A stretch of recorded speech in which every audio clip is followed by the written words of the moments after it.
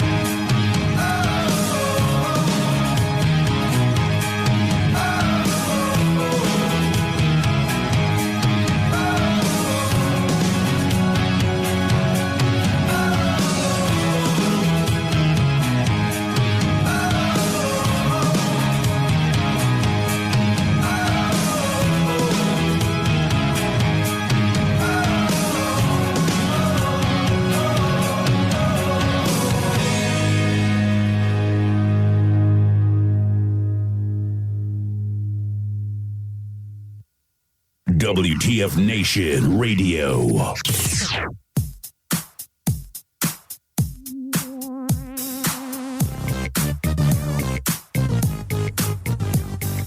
Hello, the beautiful nation. Today is more than Taco Tuesday.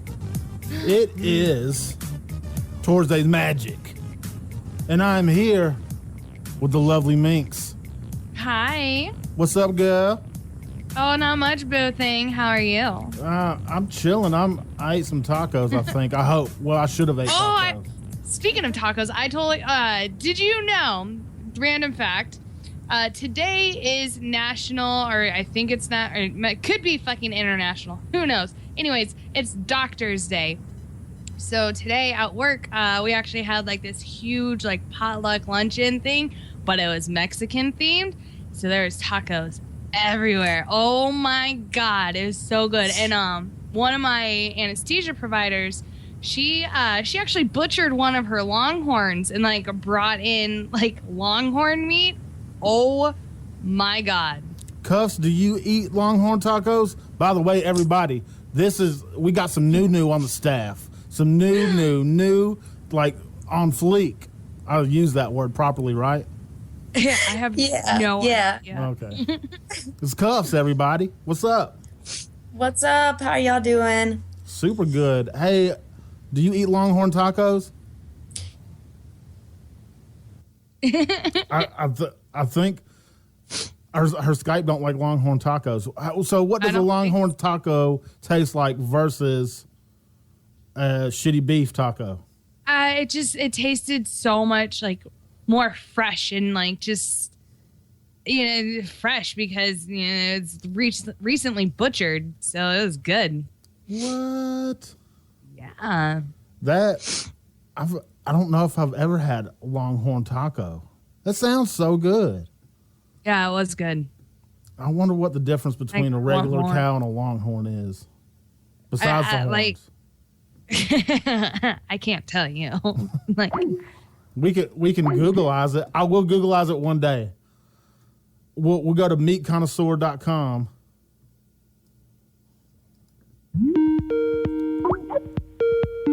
Lord. Hey. We'll go to meatconnoisseur.com and we will eat longhorn tacos. uh-huh. Yeah. Skype is being a little ass right now, ain't it? It is. But it is what it is. It is what it is. So, what's going on in the world today? Oh, okay. Well, something that I saw earlier today, which I really hope we can get this guy in as a guest. His name is Specialist Brian Anderson, and he was part of an Army Ranger assault force sent after a high-value target in Afghanistan back in 2013. Anyways, he's a Ranger medic, and his team got hit with like a suicide bomber, and when they went after like these like the insurgents or whatever, they went right into literally like a belt of IEDs. Jeez. And, yeah. And so this badass crisscrossed and found his way through this IED belt for 30 minutes trying to save members of his team. And according to this article, 7 IEDs detonated within 10 meters. Jeez. Yeah. And it just, I want him on my show. I want to talk to him. He was awarded the Distinguished Service Cross and named the Army's Special Operations Medic of the Year in 2014. Damn. Like this guy, oh my goodness. He wasn't like it didn't it wasn't a full happy ending. He did lose some of his patients. But he was able to save, more. Like he two severely injured Rangers survived because of him. So it wasn't a complete, massacre. IDs are a fickle bitch. Mm-hmm. And sometimes when you get hit, it's just easy breezy, and sometimes it ain't. And these guys getting hit all the time, I just couldn't imagine that. And I only got hit once, and it was pretty significant. I'm lucky that nobody died, and I'm super lucky that I didn't lose my legs or anything like that. Yeah. But shit, dude, I just feel bad for them guys that have to do it every single day. Or EOD that's going and disarming them and everything. And I have no idea, man. We got to get him on. Mm-hmm. What was his name again? His name is Specialist Brian C. Anderson. Brian C. Anderson. Mm-hmm. That's a powerful sounding name. So Skype is being a biggity bitch right now, but it always does that type of thing. So what I'm going to do, I'm going to take a quick one song music break, and I'm going to fix that real quick, and we'll get it right back cracking and get everything rolling right so we can get Cuss back on. And because she's got some prevalent. She is cool as a fan, dude. I know. I like her. Well, check this out, man. I'm going to hit y'all with the merge, the password. That's always a good one. And we'll be right back. WTF Nation Radio is in the house.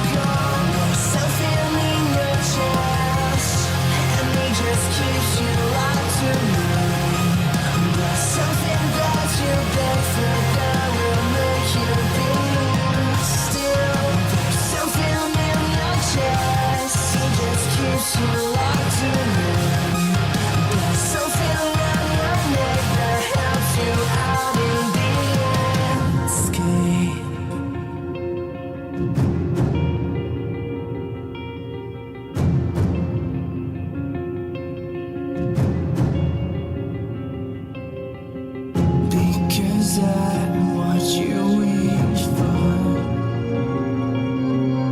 Because I'm what you wish for. Let me tie your hands, just scream the name. Give up all no kind of shame. Leave all the rest, adore the flesh. Come to me if you get lost. And if you wanna feel at lost, I'm the one to realize. Fantasies down on your knees. Just one word and it's all gone. There's something in your chest, and it just keeps you locked to me. There's something that you beg for that will make you be still. There's something in your chest, it just keeps you locked to me. There's something in your neck that helps you out in the escape.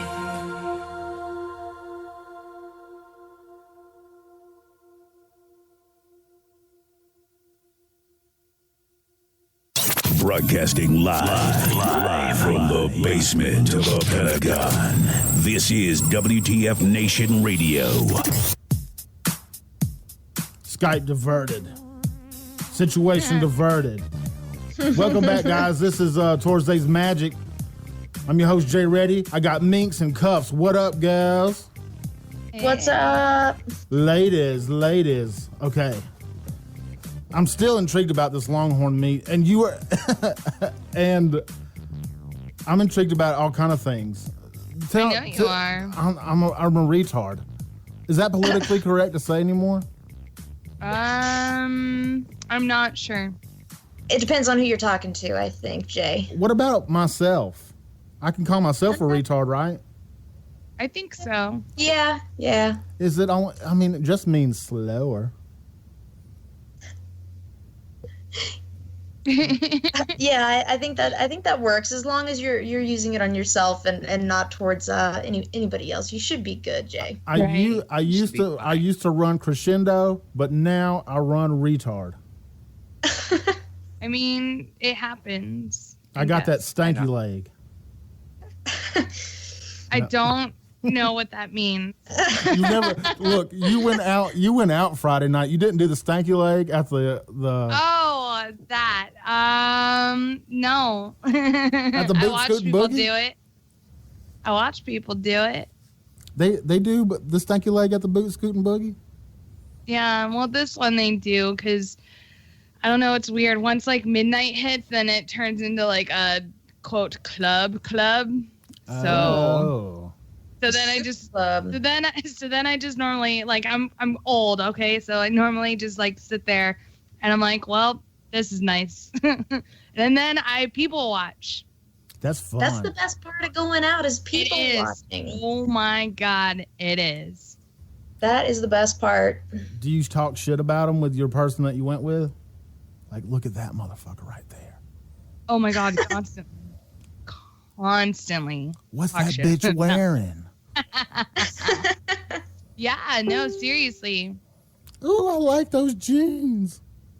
Well, no, not so much that. It's like, oh, honey, like, if, like, I know this is going to sound mean, and I'm kind of okay with that because I don't care.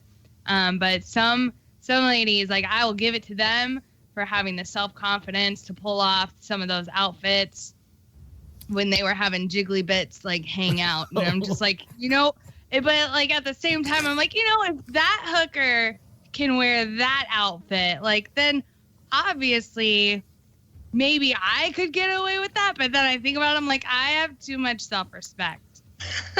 So some dudes like the front butt. I mean, that must be the kid. Like, that must be a thing here in fucking Killeen. Oh my goodness. Is Killeen Fort Hood area? Yeah. Well, there's your fucking answer. Right?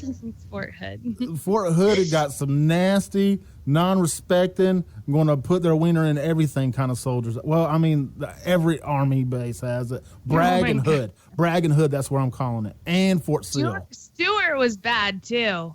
Man, I don't know. Fort Riley was pretty nasty. I'm not gonna lie. So I think it's every army base that has like a town literally surrounding said base. The only army base that I've ever been stationed at where this didn't happen was because the closest town was like 30 miles out, and that was when I was stationed at Port Irwin.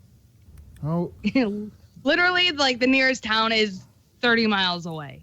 Have y'all ever went to a strip club outside of an army base? Yes. Oh my God, it's scary, but at the same time, hilarious. I've never been fortunate enough. I have spoke to a couple of Marines actually that have, and I've heard some interesting stories. Yeah, like strippers with appendant scars. Well, that is strippers, a missing limb where I'm just like, what? How is yes, right? And then others where it's just like, why are you doing this again? Like, how do you survive off of this? Because like you think stripper, and like maybe it's just because I'm from California and like and thinking Vegas and like high end strippers where they look fucking like hot, right? And then I see some of these and I'm like, no. One-armed strippers? I mean, it happens. Apparently there was one around Fort Stewart. I never saw her, but I heard about her. I wonder what her stripper name was. Right? I mean, was it right or left? I don't know. Oh. I told you. I never saw her. I got a lap dance from a deaf stripper one time. How'd that go? It was interesting. I mean, she was really cute and really sweet, but like when she got on stage, they turned the music up real loud, and that she had to feel the music through her feet. Oh yeah. I'm like, well, I mean, shit, you can do what you can do. I mean, a hot deaf girl. I mean, great choice. Yeah. But she talked to me through cell phone. Like, we texted each other at the table.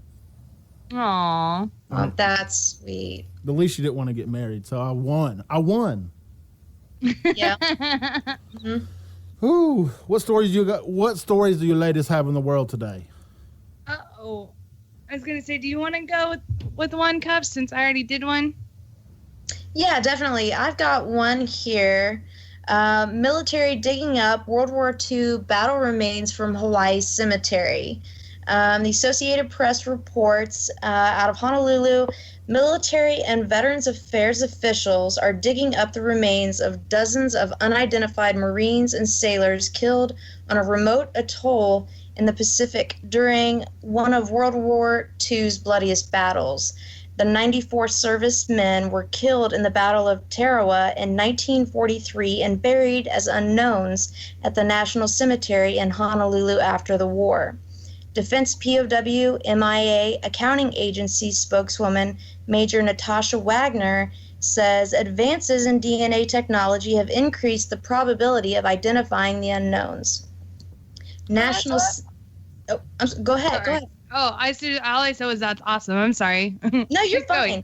National Memorial Cemetery of the Pacific spokesman says the disinterments began in October. The cemetery expects to transfer the last 8 servicemen to the military next Monday. More than 990 U.S. Marines and 30 U.S. sailors were killed in the 3-day battle. About 550 are still unidentified. Damn. Well, super yeah. damn. Yeah. Hopefully this helps and they're able to find out who these guys are, Definitely. I mean, I thought it was a little bit depressing, but also on the upside, I mean, this could bring closure to a lot of families. Right? So many people. If they don't identify and they find remains and they know it's from a military situation, does that fall under the Tomb of the Unknown Soldier?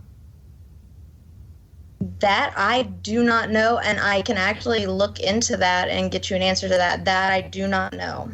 I wonder how that works. I mean, I know it's a memorial, but I guess it's kind of self-explanatory. Red Leg know about were these guys ever what year do they guesstimate? Yeah, it was the Battle of Tarawa in 1943. Holy shit! I didn't even know that. I didn't even know there was a Battle of Tarawa. Yeah, it's actually a really interesting story. So it actually happened in a remote area out in the Pacific, in the islands out there, and they brought the bodies of these servicemen to the island of Oahu and buried them there. And so they're just unknowns. They're marked as unknowns right now, and they're hoping that with the modern advances in DNA technology and whatnot, they're able to identify the servicemen killed over there in the Battle of Tarawa. So it was in 1943. So that's at the beginning of World War II-ish, around that. Yes. I get a scientific community just for that job, to find out all of the unknowns. That would be pretty sweet. And this isn't the first. There was another article I came across shortly after I saw this one. It was something similar.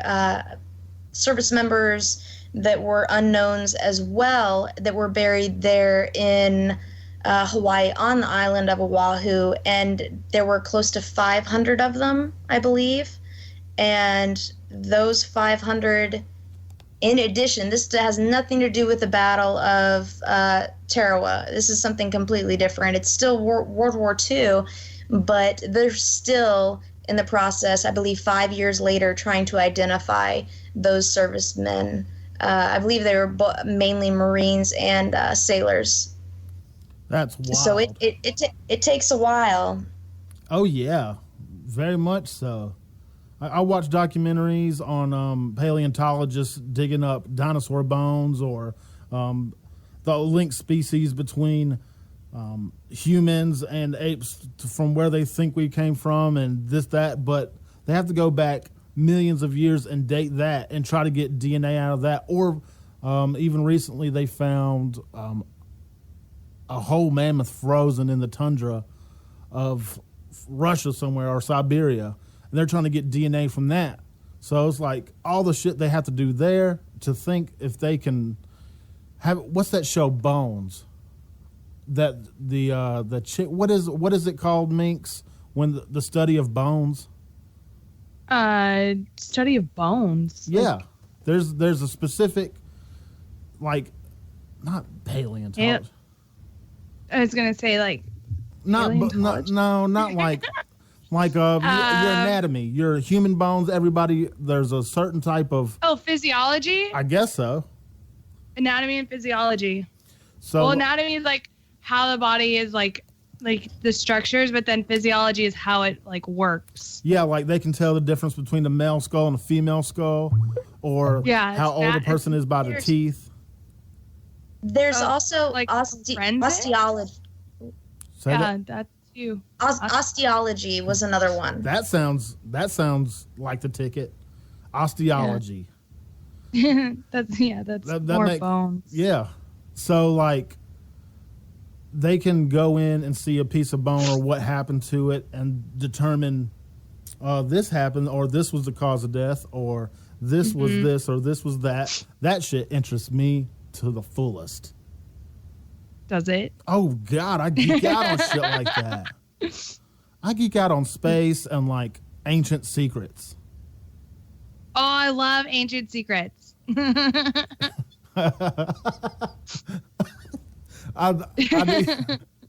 don't... When you said that, there's just a big pyramid that popped into my head, like, the most ancient of secrets we must know. It was an alien construct. The most. It was a power plant for aliens. The charge up. I mean, you don't know. It might have been. We don't know. I mean, do I believe that? Nah, not really. I think it was a monument for kings to be like, look how big my dick is. I made these people fucking build this. But at the same time, you know, with their their technology and or lack of technology, if you will, how, like, my whole thing is, how did they fucking do it, you know? Magic. I want to know. Well, I mean, probably, or something, because let's face it, they used mud and sticks and trees, but at the same time, you're in the middle of the fucking desert. So where are you getting all of these fucking trees to build with? So many questions. So many questions. I mean, they have whole. But and then how did they get the bricks to be at that specific size each and every time? You know, and how did they get the fucking angles correctly? How did they know this was going to last? Like, was it just trial and error? Karate and chop. then, I mean, you know, and then to like dig down and like build all these tunnels and everything beneath said pyramids, like Karate chops and magic. I want if to you know how. one well-placed karate chop on something, you got enough chi in your body. You're going to chop that son of a bitch perfect with a scalp. I mean, when you go to surgery next time, be all like, all right, doc, watch this. And he's like, you got to get the liver out. I got this. You use your fucking karate chop and you just snatch it. That's how you make pyramids. Speaking of karate chops and martial arts, we have the king. I personally think he built UFC on his back with his badassness. Tonight, we have Randy, the Natural Couture, going to call us. Yeah. Excited. Round 2. He was to be here Friday, but he had some personal stuff that he was doing. He was karate chopping shit. Yeah, or visiting family, either one, and which is completely understandable. Which is why we're like, dude, you to go do what you gotta do. We will still be here. And then he was like, well, I can be here Monday, or what did he say? He's like, well, I'll be back and available like Tuesday, Wednesday. And then I think he said Thursday, and then I totally was like, oh, Tuesday. Oh, damn. So you convinced Randy Couture to come hang with us. Yeah. Fucking high five. I was like, oh, we'll take him on Tuesday. You sure as hell will. That was a surprise. You're welcome. Red Leg messages me, and like, when the brass messages me, they don't say anything. They just say, Jay ready. And I always feel like I'm in trouble. Like, oh, fuck. Oh, no. I know, because then you always message me and you're like, I'm about to get my dick cut off. And I'm like, no, you're not. You're fine. Just go with it. And they're all like, they give me the absolute opposite news. You're going to interview Randy Couture. Like, oh, shit. I pooped my pants a shade. And cuffs. I believe it. Cuffs. High five for making it. High five, right? First night on, I got Randy Couture, and I got Jay Ready, and I got Minx, so I'm pretty stoked. Randy Couture just smokes us all, though. Like, I had to brush up a little bit on his career and get the specifics down. Dude is untouchable. I mean, yeah, he's got beaten a couple times, but who he's gotten beaten by, I think anybody in the planet. And he beat the shit out of him in the same ticket. And he doesn't stop. And you know what's cool? He never holds a grudge. He's not a shit talker. He goes and trains with him afterwards. That, to me, in that genre, to me, fighting, mixed martial arts is the most purest sport there is, because you have to let go of your ego. You train, and it's all on you. It's nobody else. You're in there with that other person fighting. And this ain't no WWE fighting. Suplex off the top rope. This is whoop your ass. I wouldn't last 2 seconds. I wouldn't even last 2 seconds like with Ronda Rousey.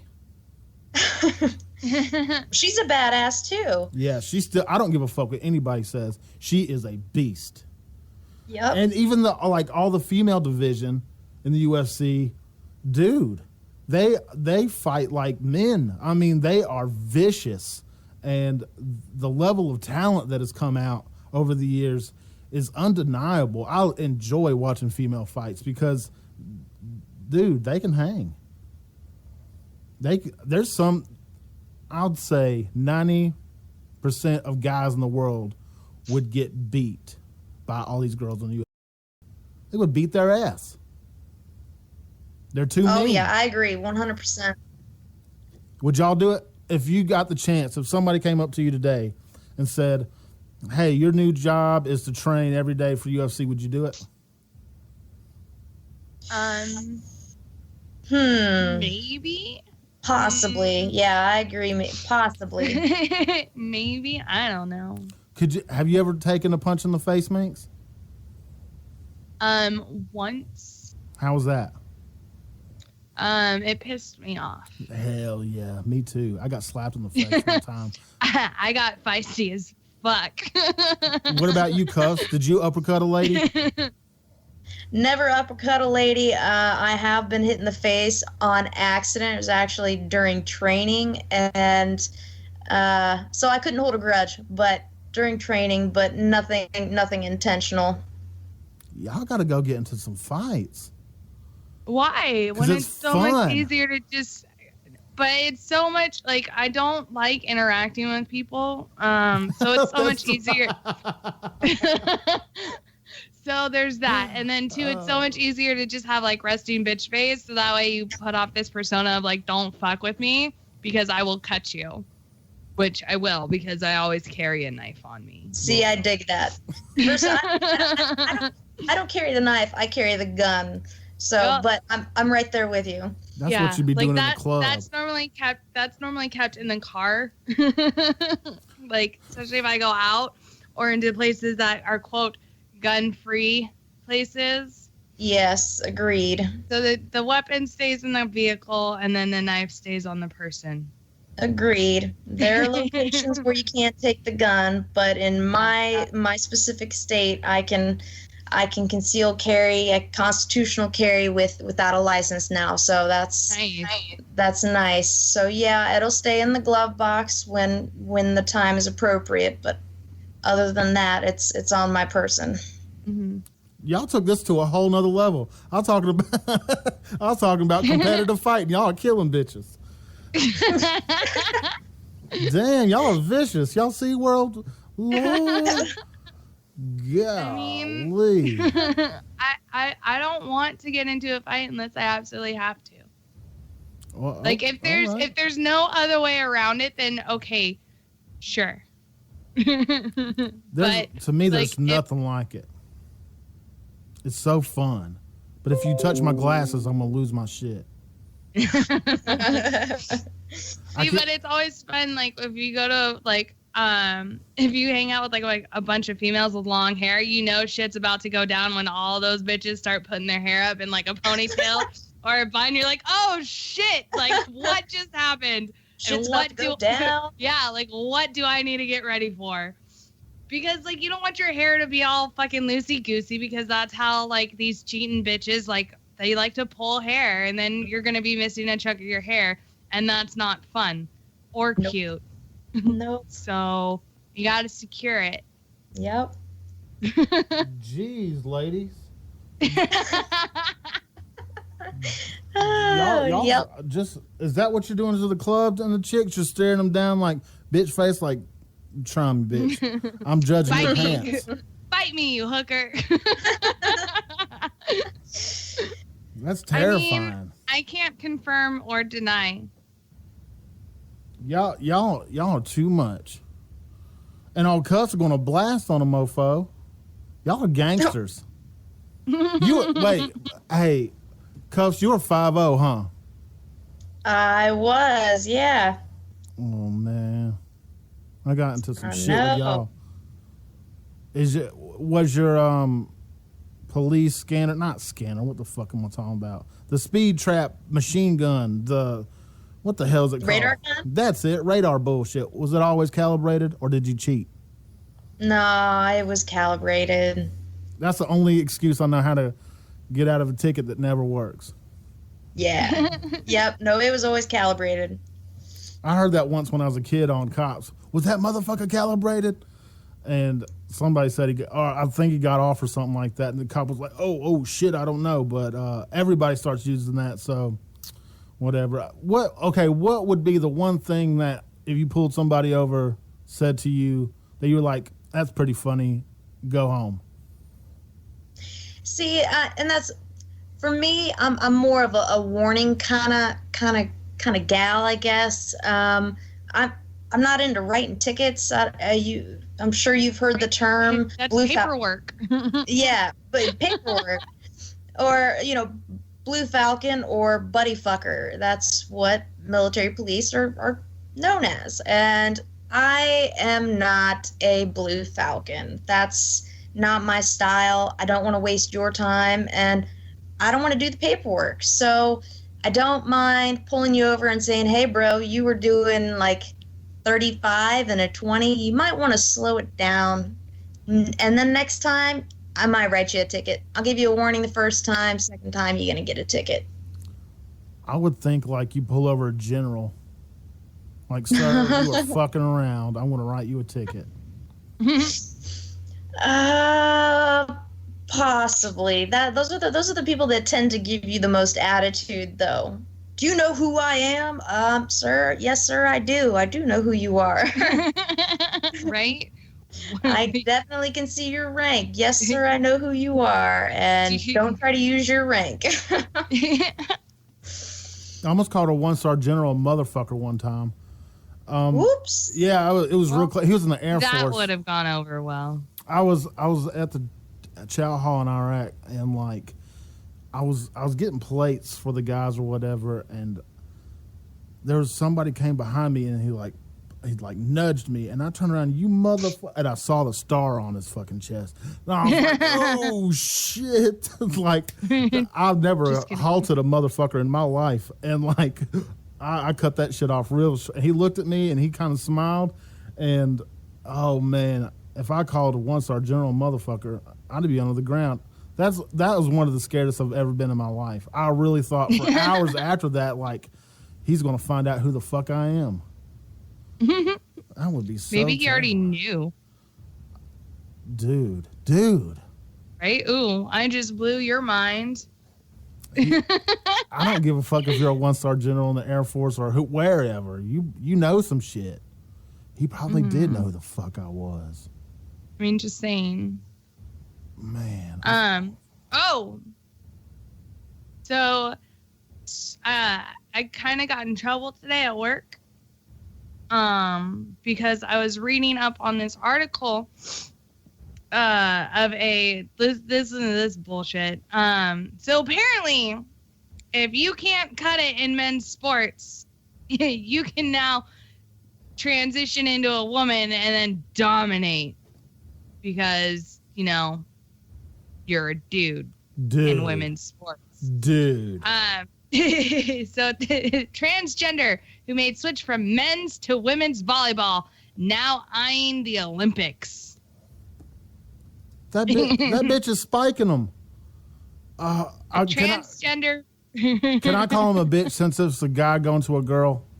I don't want to. Sure, I don't want to call all chicks bitches, but I'll call this one a bitch. I don't care. Okay. A transgender athlete from Hawaii is on his way to the Olympics after switching over to the women's volleyball division. Tia Thompson, a 32-year-old biological male who believes he's a woman, competed in the men's division for all USAV sanctioned competitions up until January of this year, when U.S. Volleyball declared him eligible to compete as a female. Unsurprisingly, Thompson is dominating biological women in Hawaii's most popular sport and has set his sights on the Olympics. I'm just... This kind of mirrors that story that you talked about not long ago about the man lady. The weightlifter? Yeah. Yeah, that's what I'm saying. If you can't make it in men's sports, I can just say that you're trans and come on over to women's and you'll fucking dominate. This is happening way too often. This is pretty fucked up. This is not good, and I call it cheating. I call it bullshit, and I call it cheating. Yeah. What do you think, Cuffs? Do you think you should be able to change your gender and compete? Well, going from men, a man to a woman, not woman to a man, on a physical sense. Definitely not. No, I don't agree with that at all. What if a woman goes to a guy sport? In a physical thing. Like there's some women out there that are big as men, and there's very few percentage that are big as men, and you'd think they are guys, but they were born a woman, and they could lift a shitload of weight. I know they'll never ever lift a weight as much as a man, but they can get close. Can they compete, but not vice versa? I think that a men's sport is a men's sport, and a women's sport is a women's sport. It's like in the Olympics. You are in women's volleyball, you are in men's volleyball. There's no... Do you see what I'm saying? Yeah. I do. But do you think like a sport like volleyball, that's more strategy and I don't even know how to word that. So we're talking weightlifting and weightlifting only. Well, I mean, any sport, honestly. Like, what's the difference between weightlifting and volleyball? Volleyball is like there's strategy, there's prior planning, there's movement. And weightlifting is just snatch, grab, and go. Pure. You don't have to depend on anybody else except yourself and your strength in weightlifting. But in volleyball, you have a team. Yeah. So, do you think it could be it'd be different for a team? Would they have the advantage to have a man on the team on a women's volleyball court? Do I think they would have an advantage to having a male on a women's team on a volleyball court? Oh, definitely. Yeah, there would definitely be an advantage. I 100% agree. Yeah, there would be an advantage to that. So, men's volleyball is a higher standard, I guess you should say, or a higher, I don't even know how to say it, a higher output than a women's volleyball game. Like they seem kind of equal to me. Like women can do just as good as men, like on volleyball. Not saying like basketball or every sport, but volleyball, it doesn't seem, well, maybe. I mean, they're taller, they're stronger. I'm trying to just dissect this in crazy ways in my head. Yeah. It's sport dependent. I mean, I just use volleyball as an example. Yeah. I mean, if you were to have a male out on a volleyball court on a female team, then yeah, that team is going to have an upper hand. But if we're talking about other sports, I mean, it's just sport dependent. Yeah, like WNBA versus NBA, guys will smoke chicks every time. Yeah. But I don't know with volleyball. Like that or like golf or anything like that. Well, no, golf is men are going to drive further than women. So, yeah, that is sport dependent. I'd have to go down the list of sports to think like what sport besides curling, like we said this the other day, curling. There's like you could be a baby. It's an Olympic sport for fucking sweeping. Yeah, it is. That's what it is. That's the strangest sport there is. But I think you wouldn't be able to differentiate a woman's game and a man's game if you put either or up against each other. They would be equal because it doesn't seem like there's any physical prowess in it, I guess you would say, or difference. You just sweep. Do men sweep faster than women? I don't know. We should put that to the test sometime. I am down to put this to the test. Oh, okay, check this out. Oh yeah, and billiards, like bowling, darts, billiards. Those kind of sports, are they? I don't think those are Olympics, are they? Is bowling an Olympic sport? I think, I'm not sure. Ka says sandwiching. That's fucked up, man. Sandwiching? Sandwiching. Oh, we could have that be an Olympic sport. Fuck yeah. Fuck yes. Fuck yes. I'm going to make the most badass sandwich ever. Dude, You're welcome. Oh, speak. Sorry, keep going. you're good. Go on, sandwich maker. I don't know. Just thinking about like sexist shit and like just, playing up those types of things.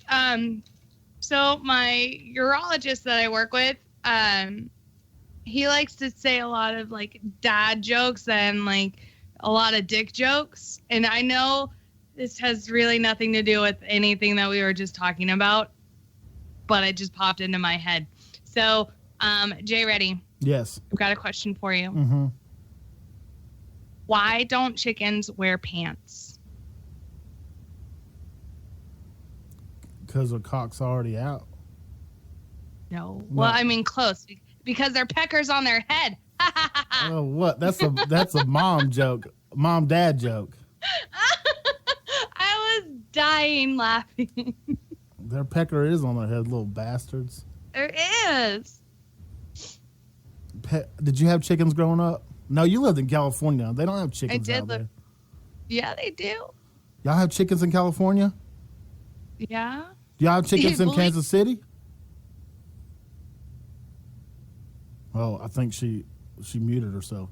So you had chickens growing up? Yeah. Well, I didn't have chickens.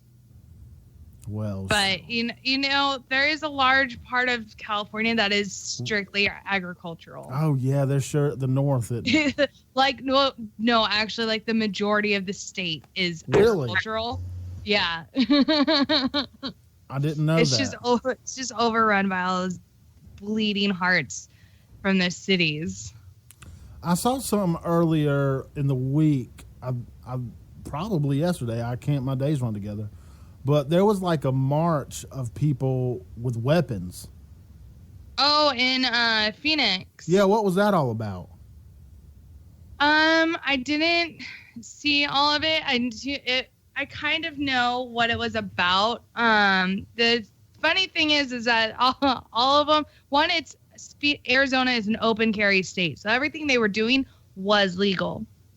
I want to say they were part of the Antifa movement, and they were protesting because they fucking can. But like they were just protesting Donald Trump, but they had weapons, which is a new development for the left, considering they are very anti-weapon. So things could get froggy. Dude, my everything is blinging right now. So I got looking kind of to jump back onto our sports topic and males versus females and combining males and females onto a team together. Okay, so I've got a list of Olympic sports. Okay, so you want me to run these down for you? Yeah, here? Why not? That sounds interesting. All right, so I'm going to start off with summer. Archery. So, okay, badminton. archery. Let's stop at that real quick. Archery. There's no way that could, men and women it seems the same. I mean, you pull it to a point, it's a compound bow, you pull it to a point, it stops, and then... But I think the amount of like resistance on the bow has something to do with it, and then also how far you shoot it. Okay, that makes sense. I'm sorry. Go ahead. I won't interrupt again. You're good. No, you're fine. You're fine. Badminton, basketball, beach volleyball, boxing, canoeing sprint, cycling BMX. We've got cycling mountain bike, cycling road, cycling track, diving, equestrian, which is riding the horse, equestrian eventing, equestrian jumping, fencing, football, which it's got a little guy kicking a ball, so I'm assuming that's soccer, not American football.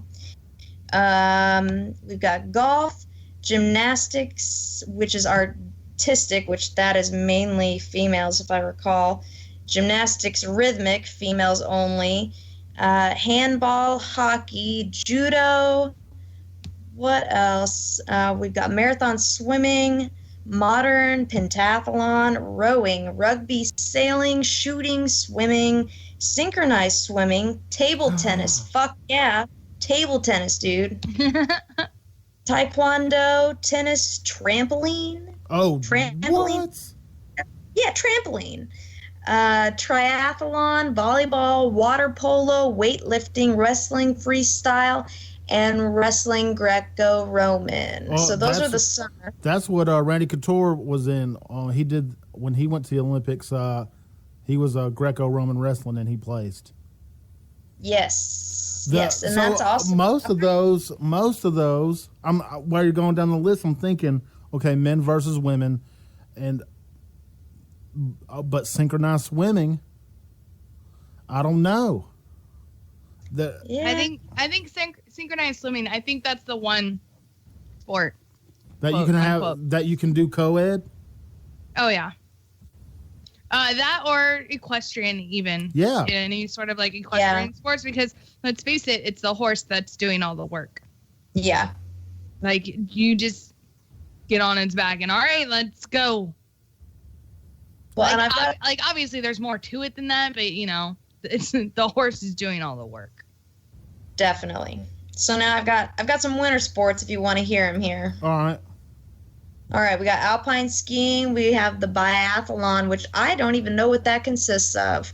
Bobsledding, cross-country skiing, curling, also known as sweeping, figure skating, freestyle skiing, ice hockey, the luge, Nordic combine. Yeah, that Nordic combine. Yeah, short track speed skating. We got the skeleton. And we also have ski jumping, snowboarding, and speed skating. All right. Well, with curling, that's the only one I could see. And I thought losing at first. I think that one. I think curling is co-ed. Is it? Yeah. Oh, well, shit. Well, guys, it's about that time.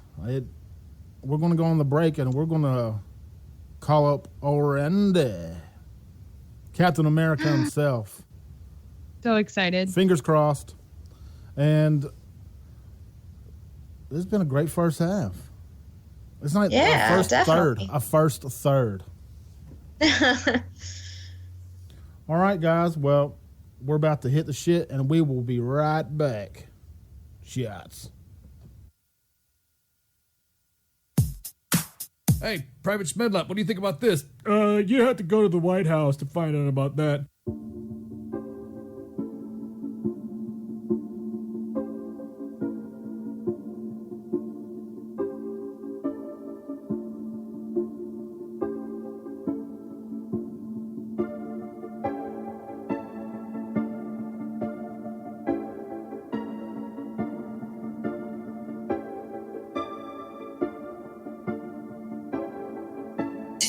I hope you hearing me, Lord. Keep your eyes on me, Father. They wanna bury me, Lord. They hope I lie by the fire. They pray I die by the sword. They wanna retire me, Lord. Even though I'm tired, I'm trying, but they keep trying me, Lord. Lord knows, heaven's always in the cards, though. Please don't get my boys involved, no. They just wanna go to war. Y'all know, I'ma send them through your car door. Say a prayer for these poor souls. They don't wanna go to war. New flow, new hoe, same kid, but the new edition. Move over, bulldozer, same team, but the game been missing. Black shades, black soul, black out, they can see my vision. Since a youngin', it was in my genes like it's true religion. This is business, no winners, we leave around. In the bushes, we don't beat around. Spit the sands like a 50 cal. Catch you slipping, you don't see the rounds. Bass knocking like 100 rounds. All my niggas, roddy, y'all up in the place. Bugging, boys, say something, get your face stomped. We don't fuck around. Lord, hope another motherfucker step into me, I might have to beat the charge. Haters scheming, wanna pull up to me, so I had to go and raise the bar. Opposition cooking beef, time is money, me, I serve it to him raw. Ammunition for the war, and he see me through my pores. Lord knows, heaven's all y'all know. I'ma send them through your car door. And pray for these poor souls, they don't wanna go to war. Tell me like 6 feet, Lord. or get buried like 6 feet, boy. It's me and sick North out here looking like sick Freedom Roy. Yo, I will beware, my niggas are lions and tigers and bears. It's that time of the year, suit and tie for a violent affair. They wanna see me fail, never see it coming. You can keep on watching. I had to get a scale, baby mama calling, running out of options. Onion in my pocket, money in my wallet, bitch won't even fold. Can I do Pilates? Came in with my posse, everybody flossing, all we do is glow. No Illuminati, even though they call me solo. Never catch me riding solo. I just shake this motherfucker up until the streets are looking like a snow globe. I just wanna cop a Maserati, drive that motherfucker out to Soho. Bitches always trying to compliment my body, tell me something that I don't know. I hope you hearing me, I hope you fed me. I'm so incredibly dope methamphetamine. I'm no celebrity, that's what they telling me. I'm so ahead of me, get off my pedigree. Verbally, mentally, all in prepared for me. Verses so heavily, pockets so heavy. We had to call the paramedics to carry me. Lord knows, heaven's always in the cards though. Please don't get my boys involved, no. They just wanna go to war. Y'all know, I'ma send them through your car though. Saying prayer for these poor souls. They don't wanna go to war. I hope you hearing me, Lord. Keep your eye on me, Father. They wanna bury me, Lord. They hope I lie by the fire. They pray I die by the sword. They wanna retire me, Lord. Even though I'm tired, I'm trying, but they keep trying me, Lord. Hey. Alright. They keep trying me, Lord. Alright. Yeah. Yeah.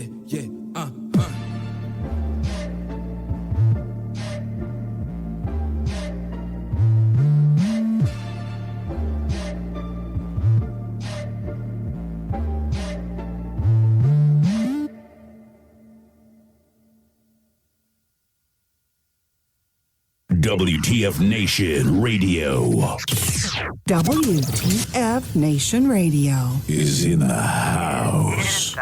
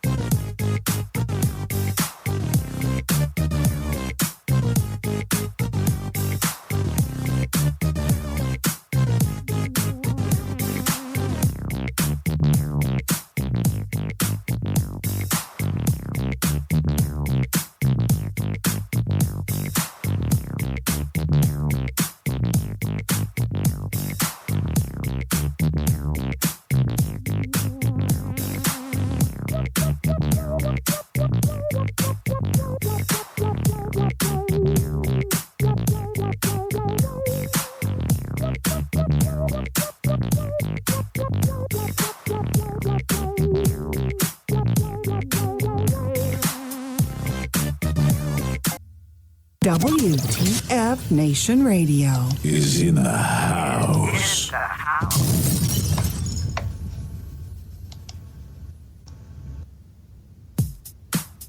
Hey everybody, we are back.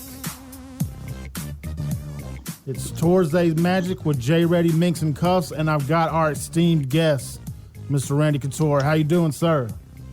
I'm very good. How are y'all? Doing amazing, man. We're excited to get to talk to you. Well, happy to be on. Man, we've got questions out the yin yang, and it's like we've all been like talking amongst each other, like what do you ask Randy? What do you ask Randy? And it's like, you're Randy Couture. Like, oh shit. It's like, it's one of those moments. This is honestly going to be one of my highlights of my life, Randy. So thank you. I appreciate that. No worries. It's all good. I'm a normal cat, just like everybody else. I put my pants on one leg at a time, and but I appreciate it. No worries at all. You're an army. You're about to get tag teamed. Oh, you're an army cat. That's why you know. We can't tag team. Well, you know how we think, and everybody in the nation loves you, and they're excited to get to hear about you and your time in the Army and what you do for the Army, and your connection you still have strong with your unit at 100. The 100. You were in the 101st. My last duty station was at Fort Campbell, Kentucky, with the 101st Airborne. My first duty station, I spent 3 years in West Germany, in Hanau, at a small concern called Fliegerhorst Kaserne. Wow. I was trained as an air traffic controller, and was a radar. At that time, it was called a 93 Juliet, a radar air traffic controller. And you were in from 80. Hold on, I remember 82 to 88. Correct. That's correct. Yes. Correct. Randy, you were serving when I was born in 86. I think. I wasn't going to say that, but I was thinking it. I'm a 31-year-old young buck. Oh, man. You got to love it. So I read that the reason that you stuck with Greco-Roman wrestling was because of a clerical error. Yeah, it was kind of a clerical error, and it's funny because I was telling you guys before, we just had a kind of a celebration of one of my buddies' lives. He just passed from pancreatic cancer, and the athletic director from back in the 80s when I lived in Germany was here at the party at my house last night, and we were talking about that. I had never wrestled any Greco-Roman or freestyle wrestling until after I joined the service. Where I grew up in Seattle, I just was never exposed to it. I wrestled folk style or scholastic wrestling, collegiate style, through junior high and high school. And then I joined the Army at 19. And my first duty station was in Germany at that time, in the peak of the Cold War. There was about 5 million soldiers stationed in Central Europe, with 5th Corps and 7th Corps and 21st Support Command and all the different corps that were living over there. They had huge sports programs, obviously for morale and to keep soldiers active and out of trouble. And I ended up wrestling, and freestyle was close enough to folk style that I didn't have any trouble making the transition to freestyle, but I'd never tried Greco, and I entered the 5th Corps Championship in the freestyle tournament, and they accidentally put me on the Greco bracket as well. So I'm standing there, just got done wrestling a freestyle match, and they're calling my name on a Greco mat, and I'm like, what the hell? And so I run over to the head table, and I'm like, I just wrestled why are you calling me up again? He said, well, you're on the Greco bracket. Are you going to wrestle or not? And I'm like, well, all right. So I ended up wrestling anyway in the tournament, and ended up winning the tournament. The services in general focus a lot on Greco. It's harder for guys that left high school and went straight into the service to compete on the freestyle level, because most of those, they're competing against athletes that are wrestling in universities and in collegiate programs at a high level. And we don't have a lot of popular Greco-Roman wrestling programs in the U.S. It's not a terribly popular style, unlike Eastern Europe or the Soviet Union, what was the Soviet Union back then, that the Greco was their favorite style. They were better at that than they were at freestyle. We tend to be better in freestyle because it so closely resembles scholastic wrestling.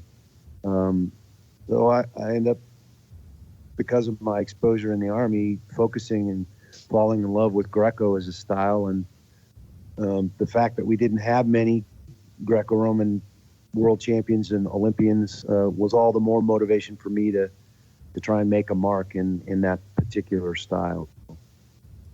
That's an amazing story. Like, what for all those people that don't know the difference in layman's terms between Greco and freestyle, what is the difference there? Well, I think everybody's familiar with scholastic wrestling, where you shoot single legs and double legs, and you can grab the legs to take your fireman's carry. You can grab the legs to take your opponent to the mat. There's two styles in the Olympics. There's the classic style, which is called Greco-Roman wrestling, and that goes all the way back to the ancient Greek games. And then there's freestyle. The technical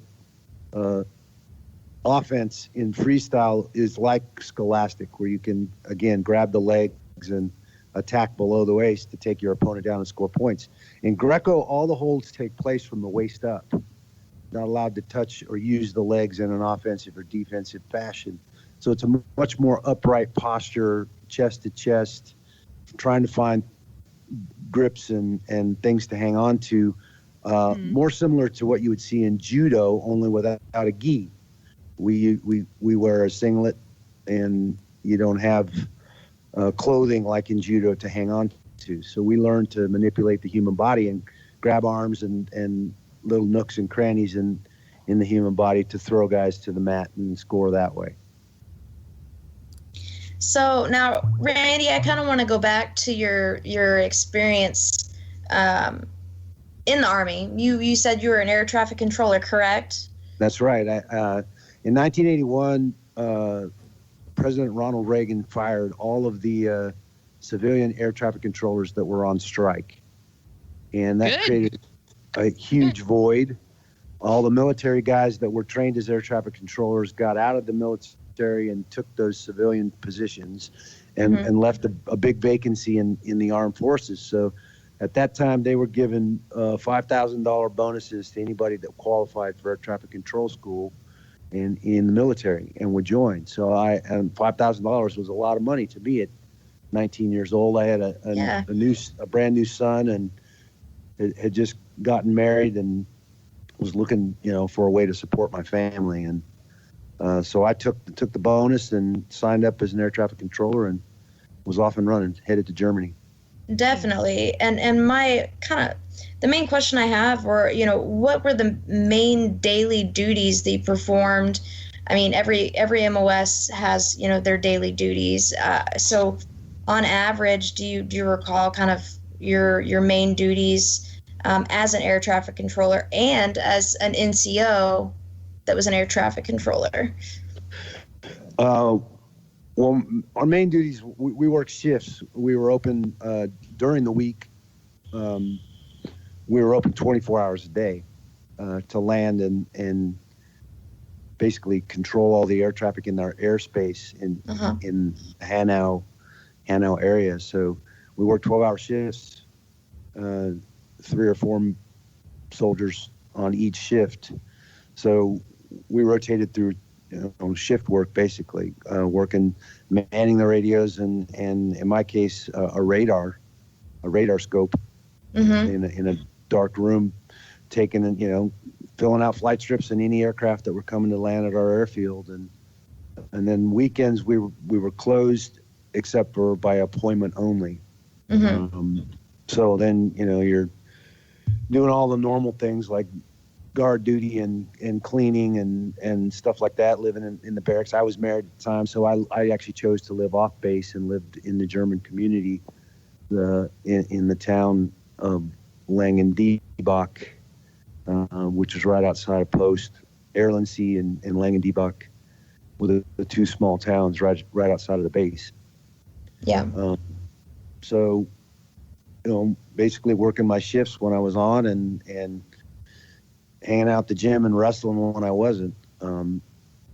Back then, it was a lot of reforger exercises. It was the peak of the Cold War, so everybody was concerned that the Russians were going to come over the border into Western Europe and we practiced those types of scenarios a lot. We were responsible for setting up forward airfields and forward landing zones and stuff for all the aviation units.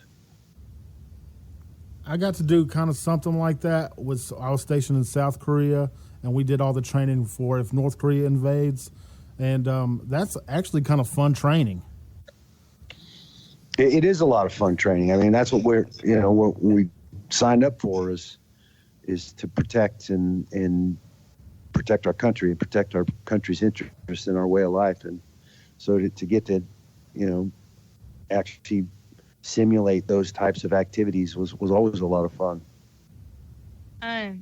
Now I know that you ETS'd as an NCO, as a sergeant, and I want to know if there's any moments that stood out during your time as an NCO where you were leading soldiers, where you helped turn someone's life around. Like if they were heading towards like a bad place and you were able to get a hold of them and like help bring them out from like this ditch they were digging. It was a little bit different for me by the time I reached the rank of E5. That was in my last year and a half of enlistment. Mm-hmm. I was by that time I had already won the inter-service wrestling championship a couple of times and was breaking into the national rankings as one of the top athletes in my weight class. So the Army had identified me as one of those guys that I would go around to high schools and through recruiting commands and talk about Army programs, demonstrate mm-hmm. wrestling and what the Army was doing for me at that stage in my life. And so I wasn't in a position where I was actually leading troops or, back in the platoon in an air traffic control unit anymore. When I hit Fort Campbell, I was assigned to the 101st Garrison Unit, but largely spent most of my time training and traveling, representing the Army in different cities. I actually got to go to my own hometown high school and do a demonstration and speak to the kids that were there in that school. When I wasn't on the national stage and international stage wrestling and competing, I ultimately ended up being an alternate on the 88 Olympics team as a soldier. Mm-hmm. So although I had a ton of teammates, like we were talking about, I had 10 or 11 of my former teammates that were here at my house last night for that celebration at Ken. Yeah. And those are guys, to this day, that's been over 30 years, and we're still close friends. We stay in contact.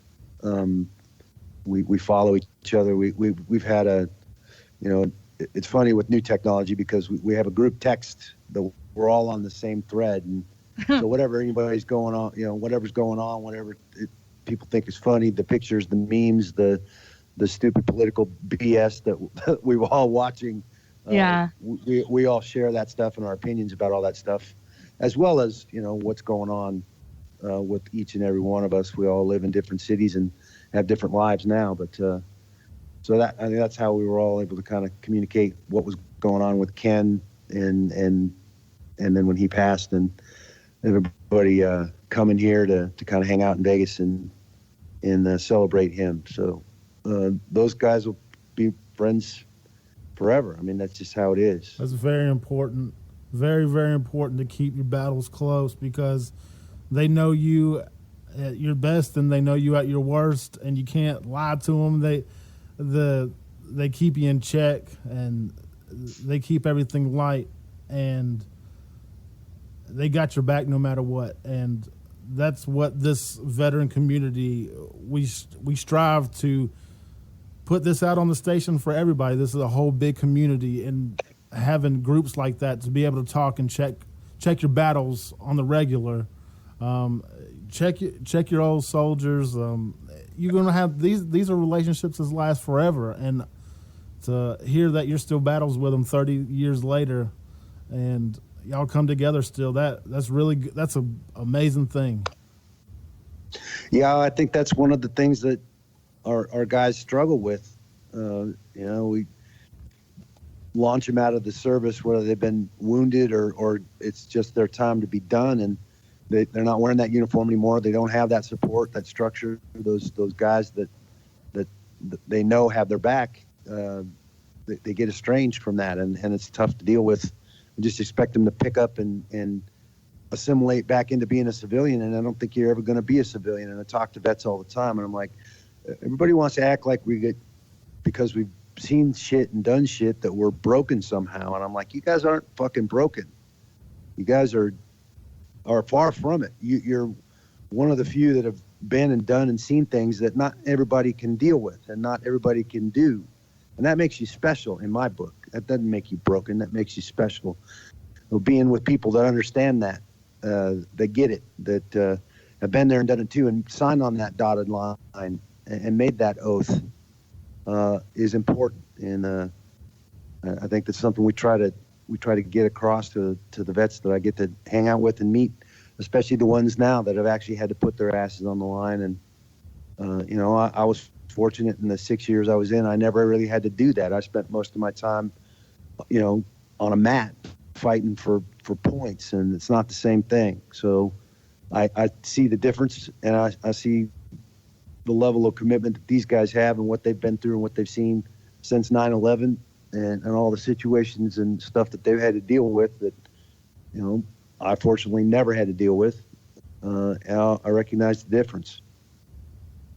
But for you to say that, and for so many people to look up to you and see your hard work that you put forward, and you're an inspiration to guys like us, and for you to be so humble about it and cool and actually talk to us or any veteran, that right there says worlds about you, and that you're still connected with the Army and the whole community, and we totally respect you for it, and thank you so much.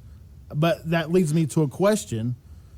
So when you got out of the Army, you were already stable and set into your martial arts career? No, I was never a martial artist. I've been a wrestler since I was 10 years old. When I started making my way into the national rankings as a wrestler, mm-hmm. All these wrestling coaches, all these college wrestling coaches were scratching their head going, where the hell did this kid come from? I've never seen him before. And obviously they didn't see me because I was a one-time state champion out of Washington State. I wasn't highly recruited by any of the colleges anywhere in the country that are known for wrestling at that time, and ended up on a little bit different path with a child on the way, and chose the Army as a way to make ends meet and support that family. And I kind of thought wrestling was over for me at that stage. Lo and behold, I wound up in Germany with a lot of other soldiers that all wanted to wrestle, and worked my way up through the All-Army Wrestling program to be back, heavily involved in the sport, and found, I think, the confidence that I could compete at that national and international level while I was a soldier wearing the uniform. I don't know that I would have found that if I'd, went to some college somewhere and tried to wrestle, or walked onto some program and tried to wrestle. That confidence, that experience that I had when I was wearing the uniform was pretty formative for me, and I think led me down the road and allowed me to be successful, and ultimately ended up with a college scholarship at Oklahoma State because of that exposure as a soldier on a wrestling mat. Spent 4 years at Oklahoma State, and then got hired to coach wrestling at the collegiate level at a Division I program in Oregon at Oregon State. And it was there that I was exposed to mixed martial arts. It was a sport that was called no holds barred back then. It was a little bit different animal than what we know today. And I had never really practiced any kind of real martial arts. I played around a little bit with judo, and certainly been wrestling since I was 10. So I saw the direct application of years of wrestling experience in the sport. And there were other wrestlers at that time. I saw Don Fry and Mark Coleman, who were wrestlers that I had competed with and against, competing and doing well in MMA. So I was intrigued. It was something I had to try, and was lucky enough to get in, and it wasn't until then that I really kind of started looking at a lot of these other styles of martial arts and things that I felt like I needed to study. I needed to learn more. Wrestling was a great place to start. I had a particular physicality and mentality from wrestling that would translated well to mixed martial arts, but I had no real idea about boxing or kickboxing or jiu-jitsu or any of the submission skills. So I kind of got on the road to learning all that other stuff and trying to be a well-rounded, combative sports athlete, and it kind of worked out. Kind of worked out. So now you kind of mentioned briefly you were a coach over there at Oregon State. When you made the decision to leave the coaching position over there at Oregon State, you briefly said that, obviously you're wrestling, you're proficient in that. What other techniques did you mention again that you were proficient in prior to leaving Oregon State, that coaching position? No, I hadn't studied any other martial arts, and this was funny because the first time I fought in the UFC, which was UFC 13, they mentioned during the broadcast, mistakenly or errantly, that I had extensive boxing training in the Army, and I laughed when I saw that. Later, obviously I didn't know it was said that night, but I saw the recording of it, TV broadcast later, and they said that, and I thought that was hilarious because the extent of my boxing training in the Army was I would have done anything to get out of running in boots and formation, to include playing volleyball or trying out for the volleyball team and signing up for the boxing smoker at Fort Rucker, Alabama, when I was in advanced training there in AIT. And so, it was a training post for pilots, for the mechanics, and for us as air traffic controllers. And so we each formed a team, and we were going to have a big three-way boxing smoker. And I'm like, oh yeah, sign me up. That gets me out of PT. I'm out. I'm box. And so I trained for 3 weeks for that boxing smoker, and then never got a match. I never got paired up with anybody from the other units. So I didn't get to actually compete, but that was the extent of my boxing training, was that 3 weeks at Fort Rucker. So I thought that was pretty funny when they said I had extensive boxing training. But, I love the sport of boxing. I always loved it. I grew up, watching Ali and Frazier and, all of those guys that were such heroes for a lot of kids growing up through the 70s, 60s, 70s, and 80s. So to get to train in boxing and to step in there as a mixed martial artist, boxing and kickboxing were some of my favorite styles to study. I ended up obviously getting very heavily involved in jiu-jitsu, another form of grappling, and the Brazilian style of jiu-jitsu predominantly focused on ground fighting. And I felt like guys like Royce Gracie and the Gracie family kind of revolutionized martial arts with their style. Yeah. And kind of founding MMA. So I wanted to know what those guys were doing. I didn't understand. I wasn't used to, as a wrestler, laying on my back or kind of operating from some of those positions that those guys operated from and were effective from. So I got about, studying Brazilian Jiu-Jitsu and eventually got my black belt in Jiu-Jitsu, but fell in love with and was always in love with boxing and kickboxing. It's funny, it's the one sport my mother forbid me to do. And I was sneaking away when I was a kid, about 11, 12 years old, sneaking away with the neighbor to the local boxing club. I did it twice, and she found out about it. I don't care. You can do whatever. You can play football, but you are not boxing. Now she laughs. She's like, I should have just let you box then. You might have got it out of your system. Right? Damn it. Well, guys, we're about to take a mid-show break. Randy, you going to hang out with us a little bit longer? And I got a question about UFC 13. The big one. You bet. Yeah, we're going to take a little break, and we'll be right back on Tyrsday's Magic with Randy, the Natural Couture.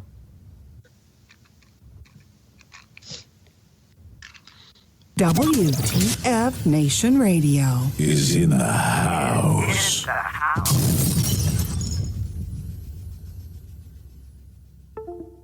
There is absolutely no evidence to support the statement that we're the greatest country in the world. We're 7th in literacy, 27th in math, 22nd in science, 49th in life expectancy, 178th in infant mortality, 3rd in median household income, number 4 in labor force, and number 4 in exports. We lead the world in only 3 categories: number of incarcerated citizens per capita, number of adults who believe angels are real, and defense spending, where we spend more than the next 26 countries combined, 25 of whom are allies. This is a Cinema Beats production. Help me please, I don't know what my brain's absorbing. There's a slight roar above me, I hear the angels swarming. So bite the fruit of my labor, shame this morning over the death of a traitor, warning a savior story. I can cry tears of hemoglobin, it's blood of the provoking, then the insulting rebellious crimes of an evil cultist. Enough with that hocus pocus, some deathbed final words serious. Here he is, no less invoke him. Don't speak the demon's name, whisper the evil's blame up in your cerebral's pain, in your brain will never be tamed. My intelligence is guarded by a pride of lions. The wall surrounded highs of politics Poseidon. The moonlight heightened the might of the lichen, but I'm a direct conflict of silver lining. Time died with black seas, you can't spin the wheel truthfully. You see the stars in the eyes of the Mayans. Compulsive lying politicians, bet you get used to them, but you throw your faith on the ballot like you do on Jerusalem. Like when Columbine students vent is death and destruction, why can't we sit and chill like Buddha did, like when Cuba quit for the feudalists? But that movement's been like Kama Sutra scripts. Honor that station, 200 years of scars will be fade up, it's still noticeable. America the free, but a totem poles. United States of the forcible, multicultural, historical rendition of my Spartan oracle. My soul is impeccable, call it a sponge, call it the one, call it receptacle, never regrettable. My path is my Rosetta Stone, decipher with my light at the cornerstone of the Mecca throne. Let it be known, she loves me not. Goddess must have forgot the thick and the plot was God's drunken metaphysical. One nation under Sky Daddy indivisible, but we divided and political. School of the hard knocks, it's time to get the principle. Vote for the king, kisses Ray, become imperial. Laying in the coma, eyes fixed on the ceiling fan, a fucking supernova exploding. I watch my soul ascend. I found the Croatoans, they told me that when the road is unfolding, behold your goal is important, then your show begins. Yes, I understand. Battle cry, bagpipe singing in the motherland. I smell blueberry Joe smoking a light. I hear DJ praying in Spanish in the heat of the night. Alright, information overload. Stand at attention, present arms in regards to my cornerstone. It fades us out. Roots grown deep, fed by the Mississippi silky mud on my feet, lost in transition. Innocence is fair when your ground is found to be submissive, bound by your wishes and promises. Well, I'm hopping on the red eye, first class pass to human cognitive. America the free.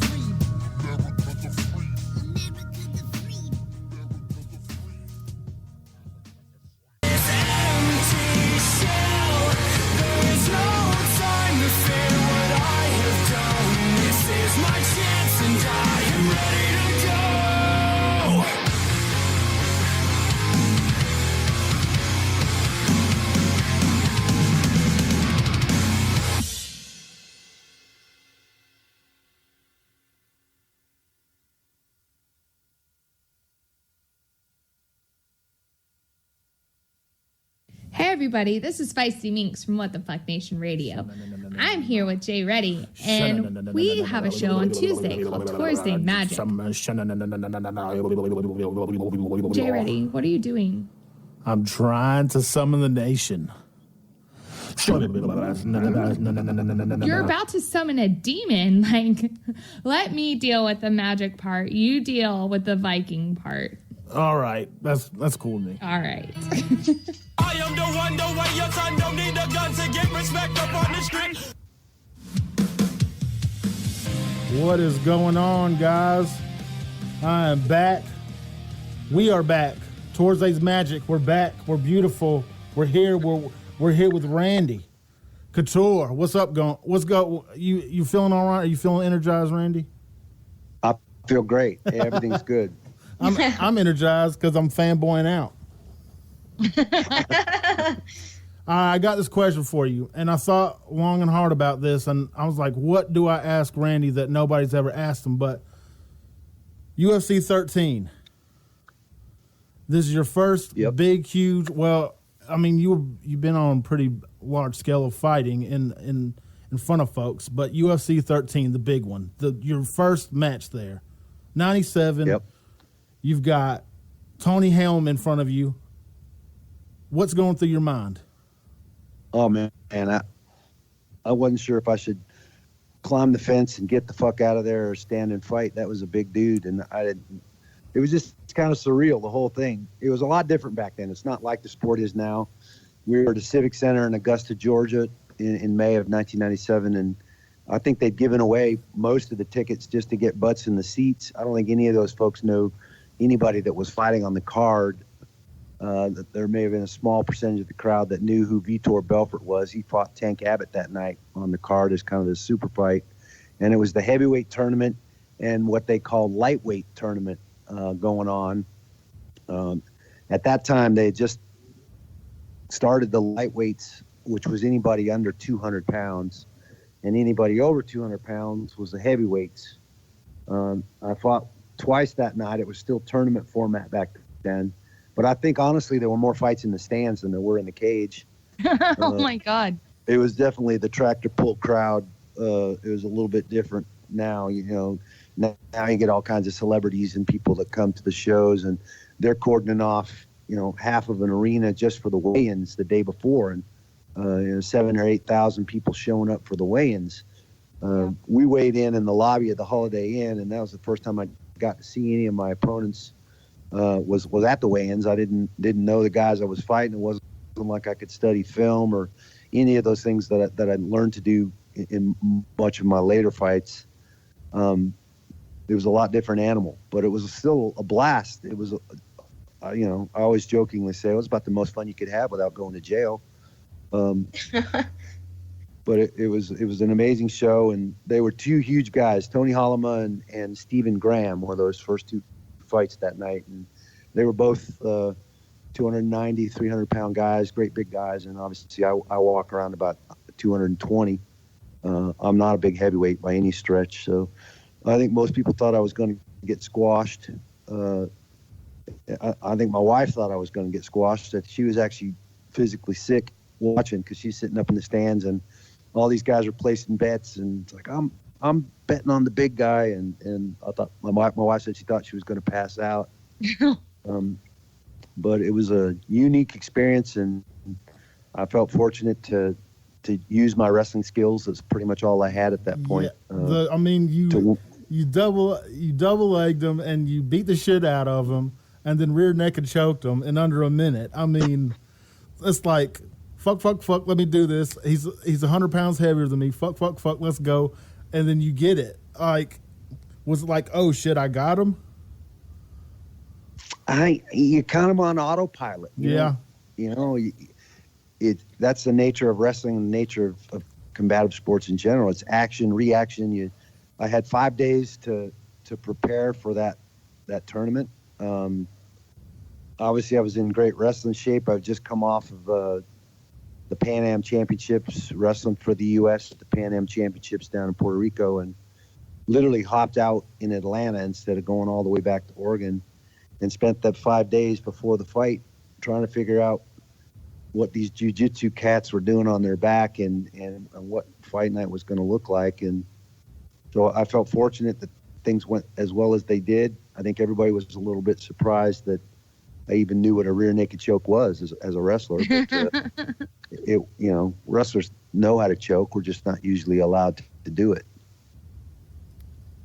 You do it. You do it very well. I saw you do it to Chris Angel, or that blew my mind. I was like, "What the fuck?" Like, and you punched him right in the belly. I'm like, "Did you really punch Chris Angel in the belly as hard as you could?"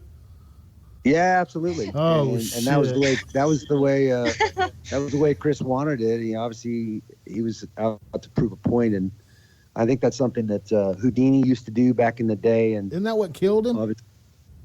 I mean, eventually. Yeah. Yeah, I mean, if you get hit enough times in your stomach, you're gonna do damage. But I think the story was whatever. that somebody hit him before he was ready, and it actually hurt him. Yeah. I think is how the story goes. But Chris is a great guy. You know, he runs a cancer foundation here for kids. He's got a young boy who's been a cancer warrior struggling with cancer, and Chris has become a pretty good friend. He's a great guy. He seems really, really cool. He's mysterious. His character is mysterious, but I'm sure he's a stand-up dude to hang out with. Yeah, nice guy, and he's lent his time and energy to my foundation for wounded vets on several occasions. So that's amazing. We kind of that's how it goes. He has an affinity for our men and women in uniform as well. So you just mentioned your foundation. Can you tell us a little bit about it and like what it is and like what we can do as a, I guess, listening audience or like veteran society, if I may, and like help out? It's the Extreme Couture GI Foundation. I started the foundation 8 years ago. It's a 501c3. Obviously, the impetus for starting the foundation started with me having worn the uniform. Like I said, recognizing the difference between when I wore the uniform and since 9/11, the men and women that wear in the uniform now and actually finding themselves in harm's way. And I went to Iraq in 2006 and spent 12 days on the ground there with Rich Franklin, going from fob to fob and hanging out with a bunch of the guys. We actually, one of the fobs had wrestling mats. We rolled the mats out and wrestled for a few hours with a bunch of the guys that showed up. It was a lot of fun. We had a great trip. But it was also an eye-opener, seeing, how our soldiers were living, in and around Iraq during the war and at that time. And I came back in the next year. I got to go out to Walter Reed in Bethesda in D.C. and go through the wards and meet and see a bunch of the guys at the the Fisher House and in the hospital. Many of which were being fitted or going through surgeries and trying to get straightened back out so they could move on with their lives. And that experience again was certainly an eye opener for me. And it was at that point when I knew I wanted to try and use the little bit of position that I developed as an athlete and a celebrity or a public person to raise awareness about what our troops that have been injured in combat are going through. And what I learned through that process was that a lot of these guys end up digging a pretty deep financial hole that hampers them and struggles, with their relationships and all those sorts of things. So we set about with the foundation to do a bunch of events, as many events and appearances as I could do, raise as much money as I could, and whatever I raise, I go back out every year in the January, February timeframe, sit down with those families that are in that process, in transition, in the hospital, and write them checks and try and get them out of that hole. Proud of the fact that every single dime that we raise with the Extreme Couture GI Foundation goes into the hands of the soldier and his family. That's outstanding. Hell yeah. Yeah, we need absolutely stuff like that. We need organizations like that because vets help vets, and I will say that forever. Like, it seems like the world doesn't care about us, but we care about each other, and I love it. It just warms my heart, honestly. It makes me proud. It makes me proud to be a part of this community. Well, it's, like I said, I think we, because we speak a particular way and we may drop F-bombs and talk in, nomenclature that a lot of other folks don't understand what the hell we're saying. They think we're weird or somehow we're broken because of the things we've seen and done. And I just don't see it that way. I think we're few and we're special, and that makes us special. And there are not a lot of other folks that would do what we've done, let alone could do it. So I think we need to recognize that I deal with another. I'm on the board of another foundation called MVP, Emerging Vets with Players, and through Jay Glazier and Nate Boyer, we work with a lot of vets, try and get them back in the gym, training, and spend some time, rubbing elbows with guys that wore the uniform and understand and speak the same language and deal with the same struggles, and create those networks and those places where you can go and get talk to somebody, vent, speak that language that we understand and about the things that we struggle with. And that program has been doing really, really well, both in LA and here at my gym in Vegas. So excited to be a part of that program as well, getting guys back on the mat, getting guys back in the gym sweating, feeling better about themselves. Got a lot of our ball players and other celebrities that, especially the ones that have retired, that struggle with a lot of the same issues, realizing that the two communities have a mutual respect for each other, trying to get them together. They can share what they struggle with and understand each other and help each other out. I think that's what it's all about. And I think that kind of leads me into another question. So wounded warriors, veterans, injured veterans come home.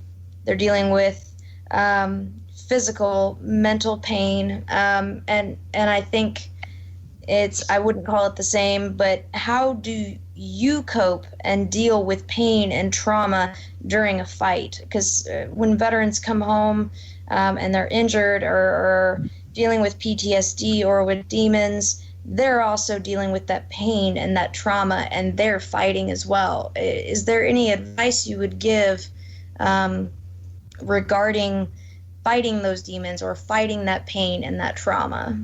Well, I think it boils down to, as much as mixed martial arts and wrestling are individual sports, it still boils down to that team.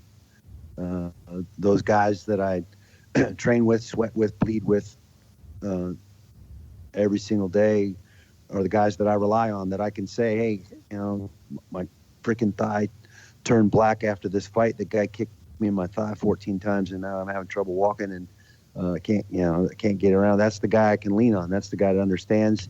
That's the guy that's going to say, oh, I got this friend that's a physical therapist. They can massage that and get you ultrasound on that, and it'll help that shit go away. Because he understands. He's had to deal with those same lumps and bumps and bruises and the stitches in his face and all the other stuff. And I think that's what's missing with our veteran community. When they come back and we just toss them back out into the civilian world, they lose a lot of that support. They lose a lot of those comrades and camaraderie that we're used to having, that we can rely on. Mm-hmm. We're all from different cities and different places. And I think that's one of the things I like about MVP is, you get these guys that didn't know each other before they showed up at the gym for a workout on Thursday afternoon. And now they're sharing stories and sharing phone numbers, and they start to rely on each other, and you're building a new network, even though they weren't in the same branch of service even. They got a new guy that still wore the uniform, still understands, was still deployed somewhere, gets it. And now, instead of having those guys that were in my platoon, on the ground with me at that time, I have a new network, and I can rely on them. If I'm struggling, I can call that guy. If that guy didn't show up to practice or to work out on Thursday, I'm going to call him. What do you do? What's going on? I thought you were coming to work out. And there's some accountability for each other then. And I think that's what's missing. These guys lose that accountability for each other. Iron sharpens iron, so one man sharpens another. We're accountable to each other. We all share that common warrior spirit, and I think that's what's important, is being accountable to each other. Definitely. I've got the team thing. When you're training, people don't think of that. You're a single fighter out there doing these things, but it really does take a team to get to that point. And it absolutely does. Yeah, I may walk those 4 steps up into that cage on fight night by myself, but I guarantee you I just spent 10 weeks with 5 or 6 guys, working in on me, training some strength coach, a boxing coach, a jiu-jitsu, a ground coach, and 4 or 5 good workout partners that aren't out to prove that they can do anything better than me. They just want to see me sweat, work, and be in the best shape I can be in to walk up those 4 steps on fight night. And that there's a commitment there. There's the guys I trust with my life and my livelihood. That's a team. Yes, I completely agree. And we all need that. We all have that capability. And when you say iron sharpens iron, that's the best analogy that I've never heard that before. And it's true. It's perfect. You have to have a squad of badasses to keep you badass. Yeah, and there's probably nobody out there that you're going to listen to more, that you're going to take more to heart if they're honest and open with you and tell you what's really going on than those guys. Those are the guys you rely on for that sort of information, for that sort of feedback, whether it be positive or in some cases negative. You need that. Did you have those same guys with you through your whole career? I did. Guys like Dan Henderson and Matt Limlin, we started Team Quest together. We had an amazing group of guys up there in Oregon. Some of those guys are down here in Vegas with me now to this day. Guys like Dennis Davis and Robert Follis were all part of that team. We had just an amazing team. I'm still friends with tons of those guys like Chael Sonnen and Ed Herman, Nate Corey. We just had a crazy room of guys. They were all hardworking, all talented. We'd come in and literally beat the piss out of each other every day. But that was our idea of fun. So that's just how we were. So we've got a question for you from our Facebook Live chat. What are your thoughts on Tim Kennedy? Tim Kennedy is a great guy, and I've spent some time with Tim. Met him first down when he was fighting with Mark Cuban's old organization down in Dallas. Mm-hmm. And then now through Range 15 and several other fight organizations, I've got to spend a lot more time with him and get to know him. I think he's a great guy. Obviously, he's a tremendous soldier. You don't get to the level of soldiering that he's gotten to as Green Beret and all the other stuff that he's done without that commitment and dedication. Mm-hmm. I think he's an amazing fighter. I loved his letter to the fans when he decided that it was time to hang it up. I read it several times. I thought it was right on point and from the heart, and I was proud to say that I was friends with a guy like that knew when to hang it up, go out on his own terms, and I just think he's a great guy. And then, so in a fight between you and Tim Kennedy and, I don't know, Matt Best, who would win? I have no idea. I mean, I don't know. Those things are fun, maybe fun to think about, but fighters don't generally think about things like that. Because that would be something I want to see. Like, I'll sit on the sideline with like beer and popcorn. Everyone else can join me. Matt's gonna bring he's gonna bring a damn gun. He's not coming. Well, I mean, that's how Matt rolls. He's not stupid. I mean, fair fight is a fair fight. Did you see Range 15? Tim and I had a fight. Oh, yeah. You know what? We had Tim on the show, and we talked about that, y'all's fight when you were a zombie, and that he had to wear his nude color man panties. And he said that he would be honored to fight you in full nude, and you wouldn't mind it. Is that true? That was about as close to full nude as I care to get. Thank you very much. Oh, man. He whipped off them shorts, and he had a little merkin thing taped to the front of his nude panties, and the merkin thing went flying. So then, that was out. So then it was just, it was on from there. It was certainly a fun day. We had a blast shooting that movie and shooting those scenes, and they're just a great group of guys to be around. How did you... I don't know any of the backstory behind this, but how did you get involved in Range 15? Did they come to you and, be like, please be in our movie? or Well, they like- actually had hired my girlfriend, Mindy Robinson. She played in the movie as one of the two females. It was Jessie and her.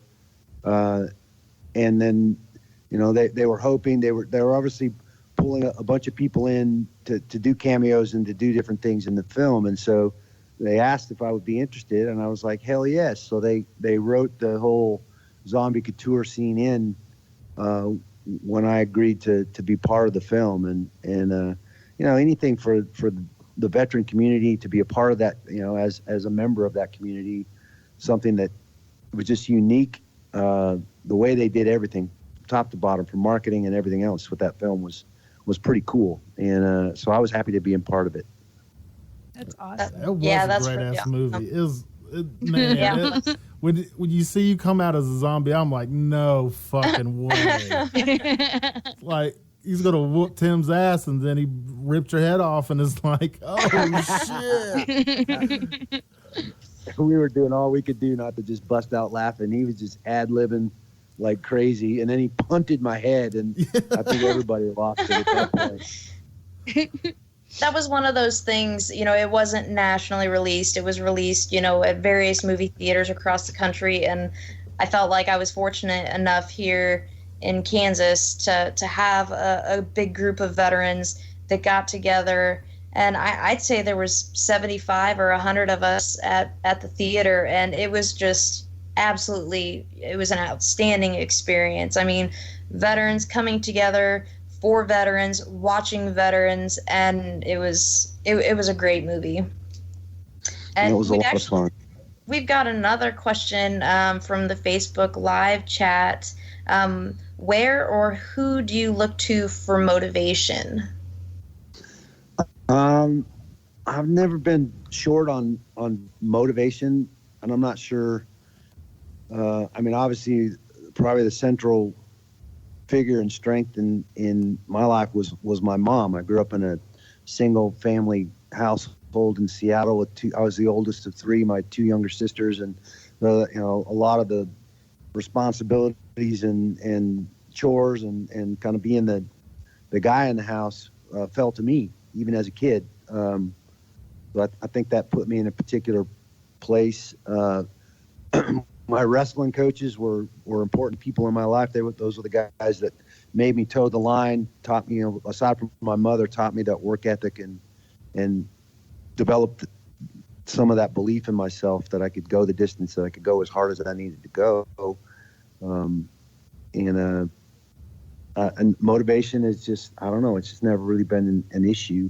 I think the only time I really felt like I needed to step out was during that 2-year period where I was going through the divorce, and just, you just feel, I don't know, it's hard to explain, but there's a sense of failure and there's a bit of oppression. You feel like almost, and I'm sure a lot of it's in your own head, but you feel like the rest of the world's looking at you funny when you're going through that shit. Yeah. So, Definitely. Definitely. So how was it working with the cast of The Expendables? And can we expect Toll Road to come back for Expendables 4? Toll Road is definitely back for Expendables 4. Oh, fuck yeah. Oh! Fuck yeah. Sorry, I just So kind of... I'm very excited about that. And it looks like it's going to happen this summer. We're going to film. So probably 2018 before it'll be out. We're waiting anxiously for the script to see where we're going, what we're doing, who's getting added, who's dying, what's actually going on. But excited to be involved. It's just such a great group of guys from top to bottom. I was going to say, it seems like... with. Sorry. I was going to say, it seems like it's just a group of, buddies all getting together and you know what? Fuck it. Let's make a movie. That's what it felt like. I likened it to feeling like I was back on my high school football team, and we're in the locker room getting suited up and telling jokes and poking fun at each other and just having a blast. It was a lot of fun. So I'm excited to be back. It feels like old home week, that first week when we're getting back into our tactical gear and going out and shooting scenes. It's a lot of fun. I fucking love those movies so much. Like, really, I'm a geek with that. Like, they've got like cliche moments in it. Just the badassery though, and just the level of hypeness. And if I was you and I got that first call that day, it'd have been like the holy, like, you want to come do this with, or Sylvester Stallone calls you, hey, you want to come do this? Like, would be a holy fuck moment to me. Like, oh shit, I made it. It was definitely a pinch me moment being on set with all those guys. And I think that, you know, even Schwarzenegger and Chuck Norris in the second film, we're out in this airport and we're all tacking up, getting all our gear on to go out and shoot the scene where we're all shooting at Jean-Claude Van Damme. And we're all in these tents because it was cold outside. And, you know, I hear him standing next to Chuck Norris and Schwarzenegger and Stallone, and they're looking at each other. Bruce Willis is there, and I think they're looking at each other, scratching their head like, can you fucking believe this? I can't even believe this. So for me, it was definitely one of those surreal moments in my life where all these guys I grew up watching on a big screen are there. They're standing right there in front of me, and it was crazy. How exhausting was filming The Expendables and, like, you know, all the sequels?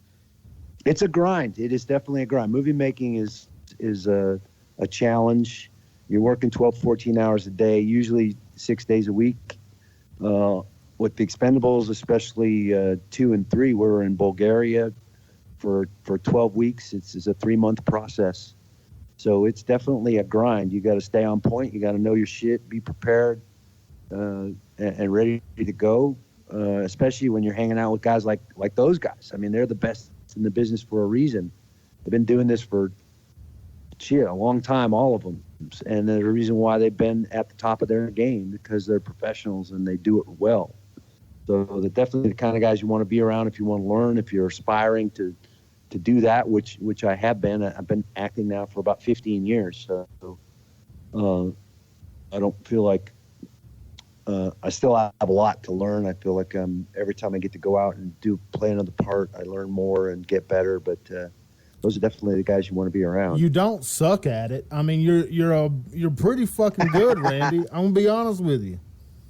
You hold the weapon right. Having fun. You're tactical right. You do everything right. Do y'all have great military advisors out there? Well, obviously, I went through basic training. Yeah. I've carried a weapon before, so I probably have a better understanding of that than some of the guys do. Yeah. But we have stunt coordinators and armors, that are in charge of controlling all the weapons on set and all that stuff.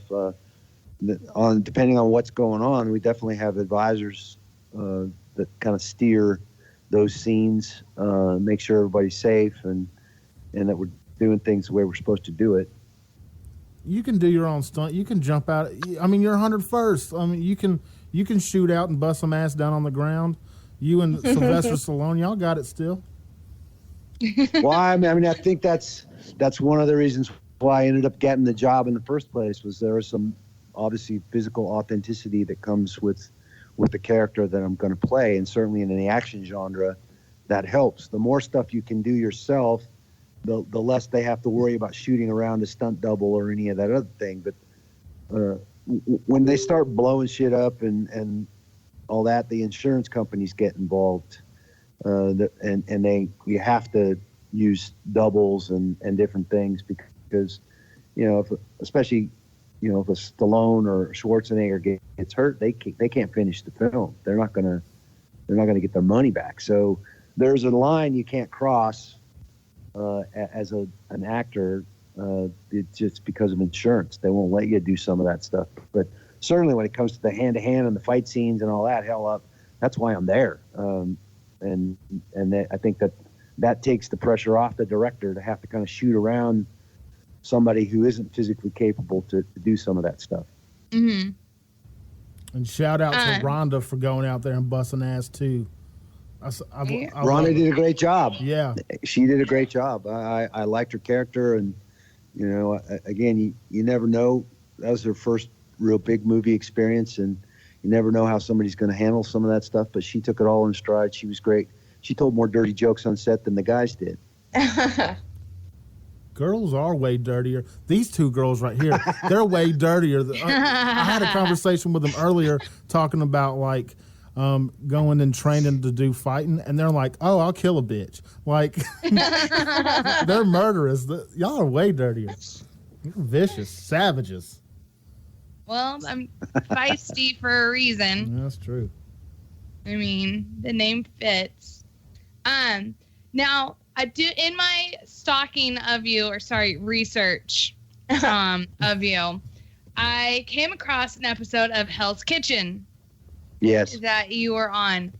Now, one, is Gordon Ramsay, like, in my head, he seems like an awesome dude when he's not in the kitchen. Is that correct? Yeah, I don't think I'd want to be in the kitchen with him. No way. I mean, I was happy to be out in the audience at a table getting to eat some of that food they were putting out. But I was watching, obviously it's an open kitchen that the people that are in the at the tables are seeing the whole thing, what's going on. And I mean, I wouldn't want to be one of those. Was it brutal? Folks. Oh yeah, it's brutal as hell. Was his it maitre d' for the show was just funny, really, really funny. I had actually an incident when I was on the show. Obviously, they didn't keep it in the show, but there was a guest at one of the other tables, and because they got a bunch of tables, I think there might have been 20 tables there, but they only make so many desserts, and so obviously I was sitting as a guest at table 1. So table 1 got desserts. Well, I don't know what table this gal was at, but they also have free wine flowing during the whole 3 or 4 hours you're there. So this gal had come over to my table once to get a picture and an autograph, and then when she didn't get a dessert, she came back over again and tried to sit at our table, and she was shit-faced at this point. Oh my God! Basically, this maitre d' had to come over and ask her to please leave. It was pretty comical, but yeah, obviously that didn't make the episode. It wasn't part of the episode, but it was certainly a funny experience. She was trying to get you a dessert. Right. And then, okay, so think back to like basic, right? And I know drill sergeants back in the 80s could do a lot more than what they can do these days. So if you had to pick either going through basic again, like back in the 80s, or being one of the chefs in Gordon Ramsay's kitchen, which one would you pick? Oh, man.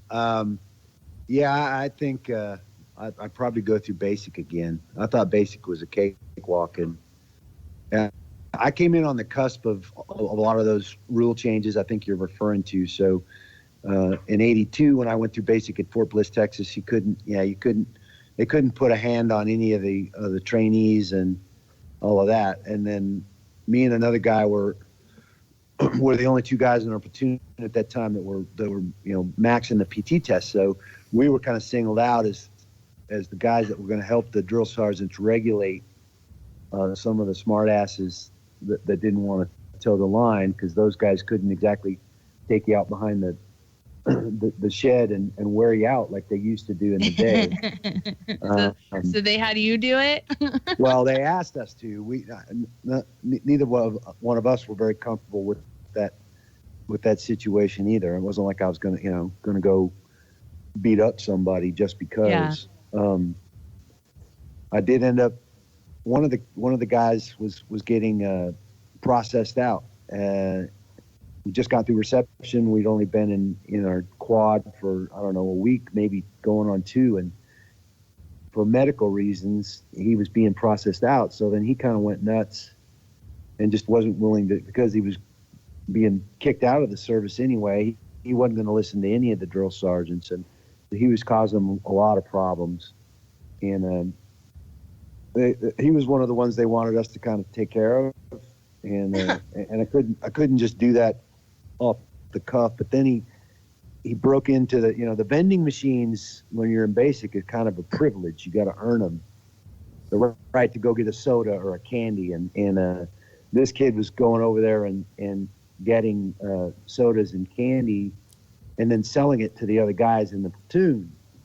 And the DIs found out about it, so they took away all of our privileges. So that now he's done something that affects me directly. And you know what? That was a bad idea. So I did end up finally getting in his face and kind of squaring him away. We didn't have any more trouble with him, but he promptly left within a couple of days. So back to basic training, were there any drill sergeants that you remember off the top? Yeah, it's a funny story because obviously I finished basic in 82. You vividly remember.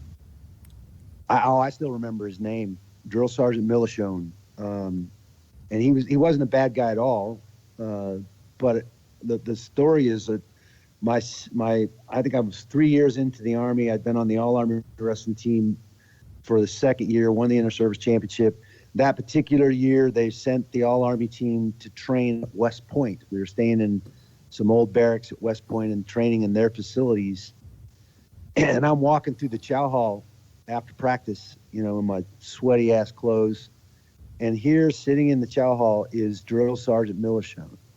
Oh, snap. And obviously, it's been 2.5 or more years since I'd seen him at Charlie 2-1 at Fort Bliss in Texas. And so I just stomped right up to his table, and he's looking up at me, in my sweaty-ass wrestling clothes, like, oh, shit, what did I do? And I said hello to him.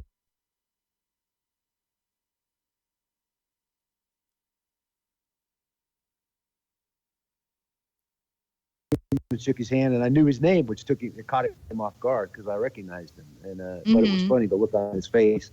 I think he thought I was going to crack him.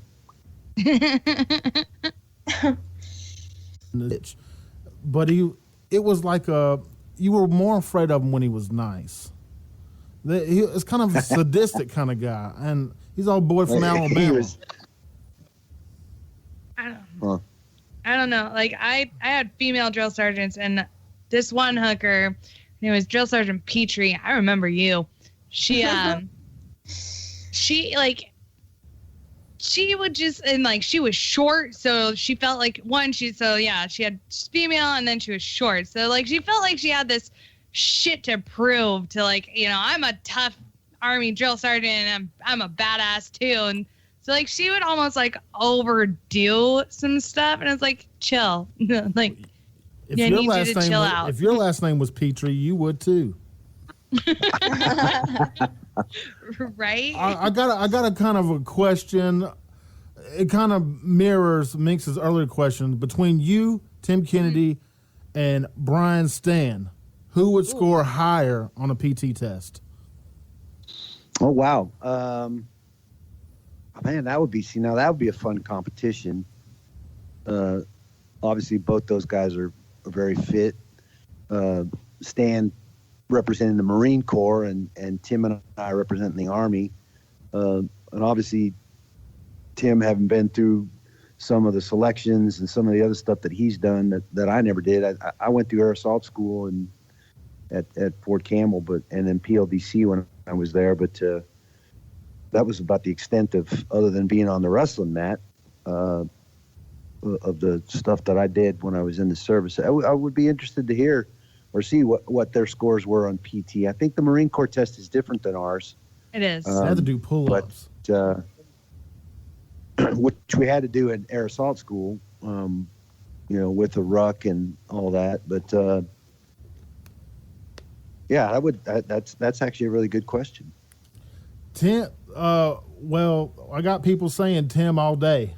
Tim would win all day. Well, if it's, I'm going to have to go with the Army on this one. I'm going to take you two over Brian. I mean, Brian's a stud. And what's their 2 mile? Don't they have to do it like way less time and in boots? Or do they have to do it in boots? Are you talking Marine Corps? Yeah, they're crazy.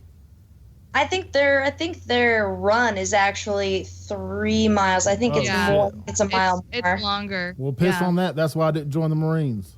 Yep. Right? Fuck Marines. I saw them. They got to wear booty shorts and boots. The Ranger panties. Oh, fuck, man. Well, so now I've got one more question for you, Randy. So do you have any, or did you have any pre-fight rituals, music or meditating or anything like that when you were fighting, or even wrestling? I think the whole thing is really a ritual in some ways. I carry the same bag. I brought the same clothes. I had the same mouthpiece. I'm big on visualization, so people would freak out because they'd come. Obviously we have to show up to our dressing rooms literally hours, 5 or 6 hours before we're ever going to fight.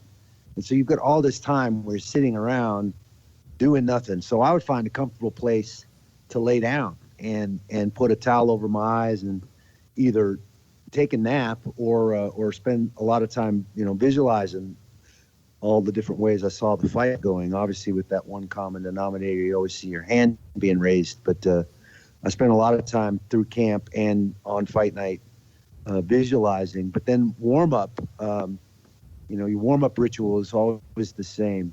It was the same every single day during practice. You do a lot of the same warm up things.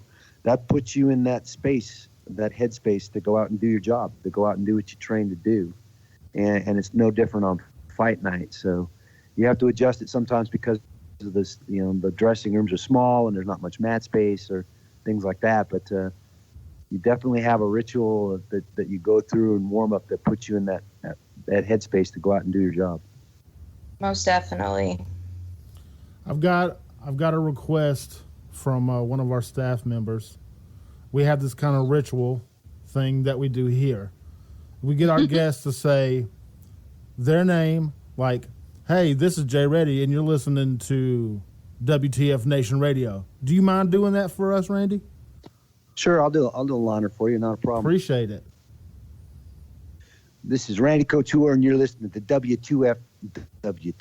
Jesus. Take two. Yes. Okay, it's fine. This is Randy Couture, and you're listening to WTF Nation Radio. Hell yeah. Thank you so much.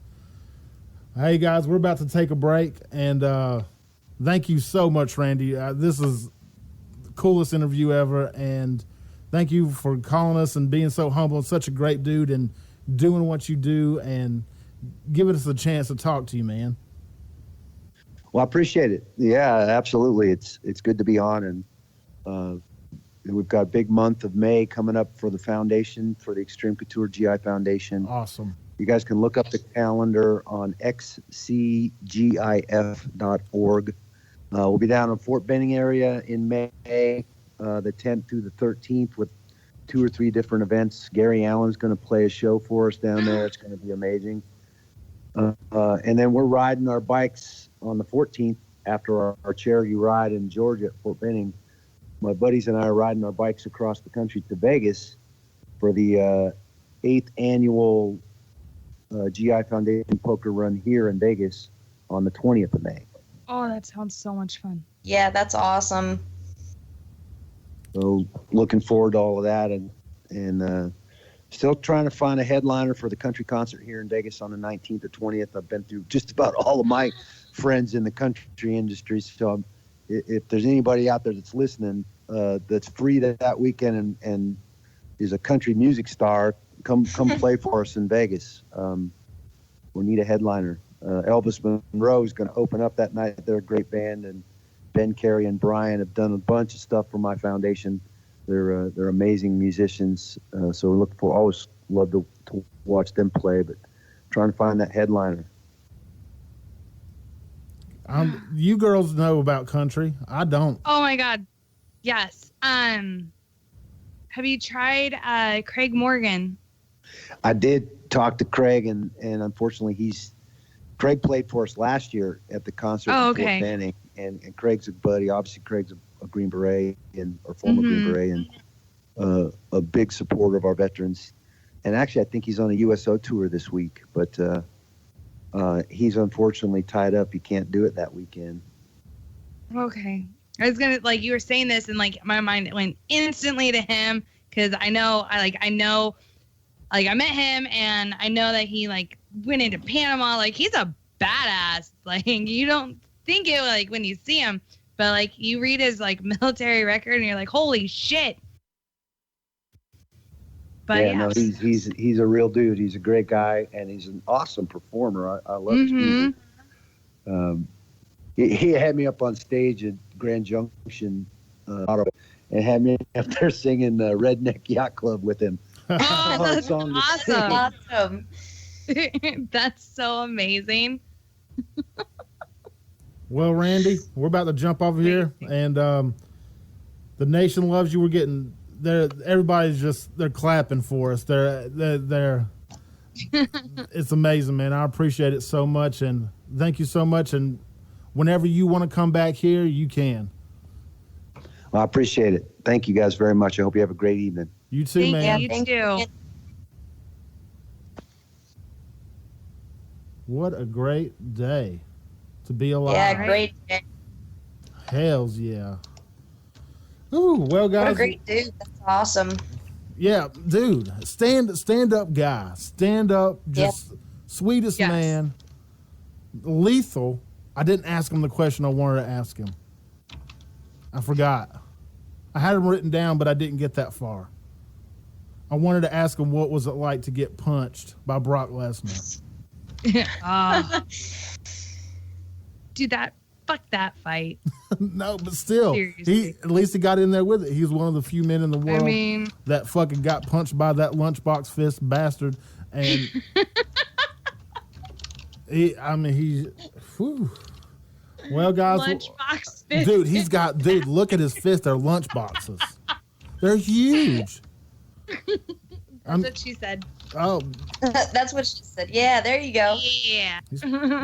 Girl, y'all nasty. See, Randy was right. Randy. Dude. Okay, yeah, we're gonna take a quick break. And I got some Ilios. Oh no, I don't. I got some I Exist playing. I just played Ilios. And we're gonna give a little snippet of some Treasure Island. But we will be right back. Shots.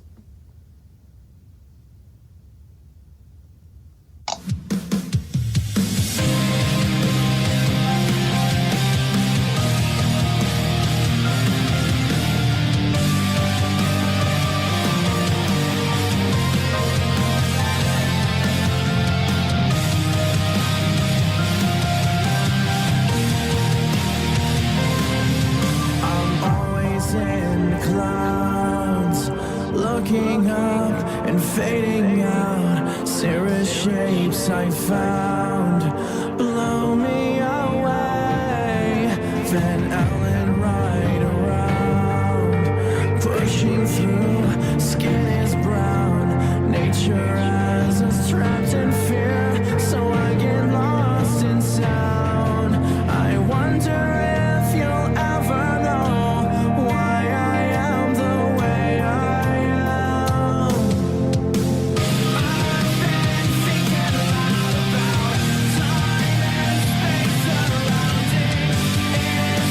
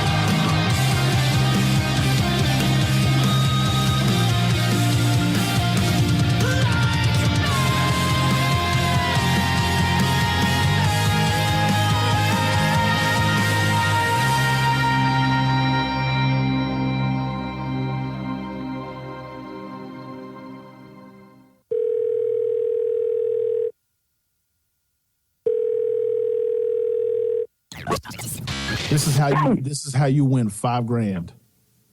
Well, you work for $5,000, and then you got to go to this island when you find it, okay? And you got to settle the deal. You're going to have to do one thing at this island. Find what? I know exactly where this island is. I'm just fucking with you. We already got it. I mean, shit, dude.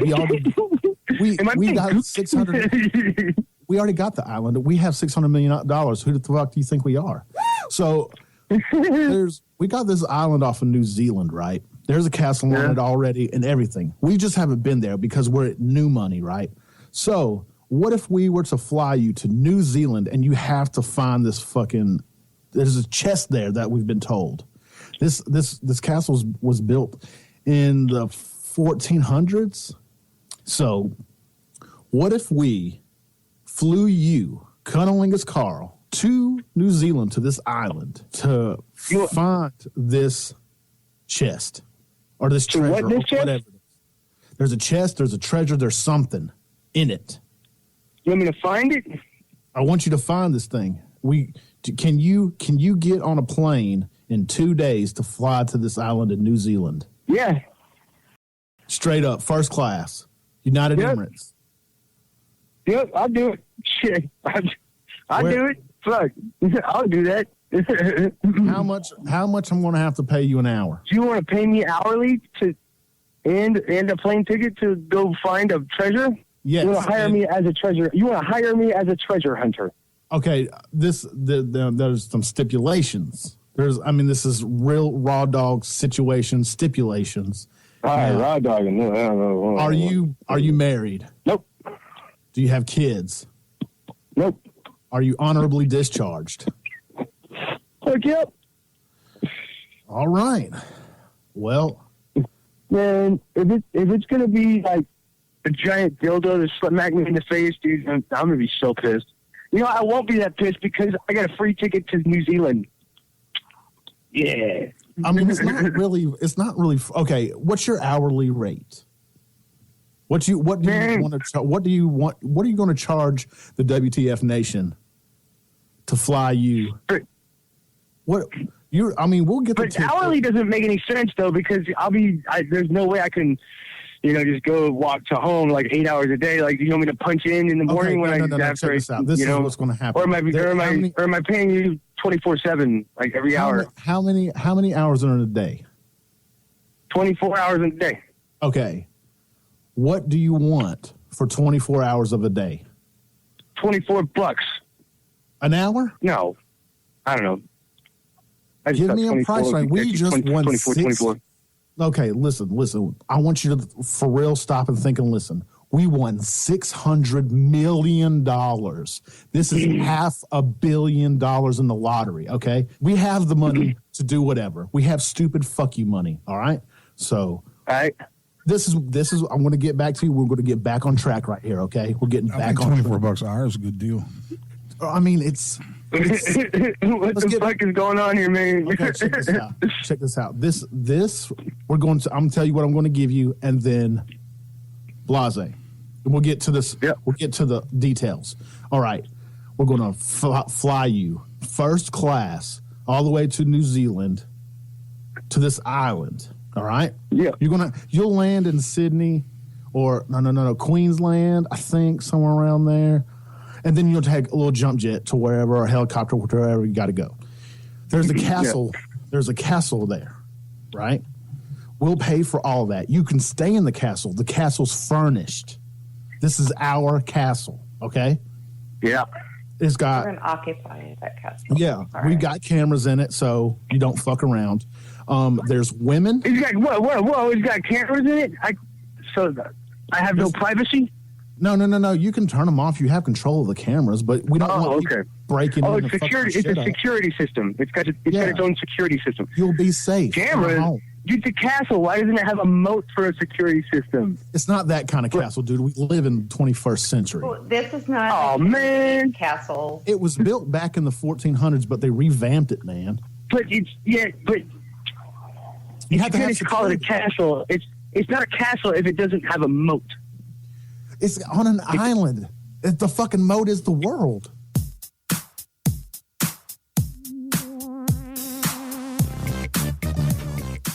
We're on an island. The whole moat is the world. You don't ever call us talking about wanting to win $5,000 to go find our treasure. You never do that. What do you never do? You don't call us wanting to win $5,000 because we're bazillionaires over here. Oh. We won right? the lottery. You don't remember winning the lottery with us? Oh yeah, I totally.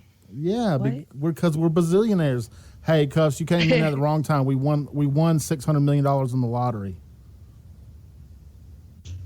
If you would have put numbers in, you'd have been bazillionaires with us. And we have a castle in New Zealand with a giant waiter. I know you don't know. The giant waiter belongs to Jay Reddy. The giant waiter is a fat girl that comes and sits on your head. You know. You don't want fat girls sitting on your head, especially with you two savages cutting them and shooting them and shit. And giving them tickets. You don't want none of that in the world. Guys, we had Randy Couture on. I know. Yes. And we have Jim on. Hey, baby. What's up? That voice. What's up, darling? That voice. That's $1 million voice. Right. You know you got a silver tongue, right? Silver and gold? Silver and gold. Yukon. Guys, I'm sweating still. I was fanboying over there. Are y'all okay over there? It's not too wet? Sweating a little bit, but I'm good. I'm doing good. I thought, like, when he first got on, I was totally like, Randy. oh my God. But then it just got comfortable.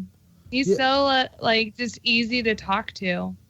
He is a humble dude. I say that, like, you know, because I'm talking to him via, you know, Skype. But I'm sure, like, if I were to meet him in person, I'd do the same thing and be like, oh, my God. I totally get what you're saying. Like, this is not as personal on Skype unless you talk often. But then you do these. But if you meet him in person, like, we talked to Matt Best and all these other folks. When Range 15 was coming out and it was getting big. And then I finally got to meet the guys. I was like, oh, shit. It's really, you get starstruck, and that's a real thing. I had to calm down, though. I chilled out. I pimped the situation. All right, guys. I'm going to hop off here. Do you guys need me for anything else? Nope. I want you to make me a sandwich. Or start saying I'm hungry and the dishes need washed. Uh-huh. All right, well, you guys did a fantastic job. I'm proud of you. Yay. Thanks, Mom. All right, bye. Mom. Who put hot dogs in the chat? I can't stop watching it. Oh, Lord. I got to quit looking at the chat while I'm talking to you guys. I don't know what's going on. I'm trying to look at 25 different things. Oh, right. Baby. Here's an explanation of the Ouija. You mythical animals. Now, the only thing that we've got here is the giant waiter. What the fuck is that, man? It's a big fat lady that sits on your head. Oh, Ted. Nice. Stupid dude. What? So you go down to New Zealand, look out for the giant Ouidas. Oh, man. It never gets old. It never did. Dude, people with accents kill me. I love them. Ugh. Minx, can you do a accent? I don't know. Try I've it. never tried. Try to talk like a gypsy. Like a gypsy. Yeah, that was the random. fuck does what? Sounded like a gypsy. What does a gypsy sound like? Yeah, what does a gypsy sound like? It's weird. Italian almost, right? Italian. Try. What do you think it sounds like in your head? Hey, better watch what you say, a white man from town. Oh, well, fuck. Could you give her something like a British accent or Irish or... Hell I could. No. Can you do? Oh, I I know what pretend Minx like can I'm do. down south, and that's really about it, and it really sounds shitty, but that's about all I got. Oh, hell, right there, like it. Right, I'm sounding like Jay Reddy. Hey guys, what's up? You sound like my cousin. I'm in love. How do you give a circumcision in the South? Put it. I don't know. You kick him. You kick his sister in the jaw. Oh, there it is. There it is. Can you do Valley Girl accent? Like, oh my God, I don't even know like what you're talking about. Like, this is how I talk all the time. What do you mean, Valley Girl? Like totally. Like, totally. Oh my God. Go to the mall, please. Come on, let's go. Like totally. Like Totes, I got my dog in my purse and I'm driving my Bentley. Oh my God, that's Totes Adorbs. Oh, fuck. Oh my God. Oh God, it makes me. I just seriously, you guys don't want to go to the mall. Oh, Jesus. Like all I gotta do is just like channel my sister. She talks like that all the time. Oh my God. Totes. Like, yeah, like the first time she said that, and then she got our mother to do it too. And like every time my mom does it, I just look at her. I'm like, "You're in your 50s. What are you doing?" And then I'm not the nicest person. But yeah, my sister will talk to me and I'll just be like, I have no idea what you're saying right now. Oh my God. Emoji, for sure. I fucking couldn't imagine. I wouldn't know what to say when I got down there. They're like, they would look at me like, you dumb motherfucker. Yeah, no, they would. And like, they talk so fast. It's like just a da-da-da-da-da. I can't even fucking like do it. But, well, I don't know. Filipinos like, no, that's... Well, the Filipinos I work with, they don't talk like that. Go to the Philippines and get one mad. Date one and get one mad. All right, I will work on that. Sarcastic mofo. It'd be all right for you because she'll be a lady boy. She'll have titties and a wiener. Oh boy, best of both worlds. Yeah. I mean, I guess. I don't know. I can cook chicken I don't know if adobo. I could do that. I don't know if I could do that. Like, you know, I could be with a chick who like wore a strap on, but I don't know if I could be with like a lady boy. Girl, Jesus Christ. We got children listening. You're getting them riled up. I know, right? Shit. Well, I mean, you know, like, I mean, just saying, like, I don't know. I don't like, you know, I could be with, yeah, I could be with that, but I don't know if I could actually do like a lady boy. Like, maybe because I haven't been with one, I don't know. Don't knock until you try it. I mean, right? I guess. I don't know. No, that's saying don't go with that. That goes with like a different kind of flavor Starbucks coffee. That don't go with Playboy. No. Oh shit! This ain't Montel Jordan, motherfucker. Ooh, Lord, I want to try to. What time is it? No, I ain't got time for that. Ain't nobody got time for that. You got time for all you want to do. Oh, whoa, so seductive. Cuffs, how you doing over there? I was just looking over. What? Oh, you said cuffs. I thought you said cuz. What up, cuz? You doing? No, I'm doing good. Just listening to the entertaining conversation, waiting for the right moment to jump in. When we, you just say, "Hey, motherfucker, listen here. I'm Cuffs." Where did you? You know what? It literally just dawned on me how you have that name. It literally just now hit me. Are you I'm a serious? fucking idiot. Light bulb. She likes being chained to a bed. No, she's a cop. I know that. Oh. I knew somebody who had to have thought the chain to the bed thing first, prior to the cop thing. That is exactly what I thought. Because I already knew this. Well, I just said that because Jay Reddy was, thinking that. But I didn't. Oh fuck! Now I feel like an asshole. I was like, It's wow. okay. Well, I mean, I don't know why you're called Jay Ready. Like, I know your first name starts with a J, but where'd the Ready part come from? Because he's like, I'm going to smoke his J and I'll be ready. My brother gave me that name when I was a young tot. Oh. When I had super red hair.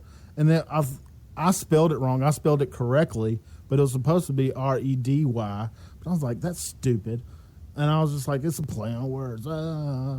So it just stuck. And then I got it tattooed on my arm and then copyrighted. And then it just stuck with forever. And that's what everybody knows me as.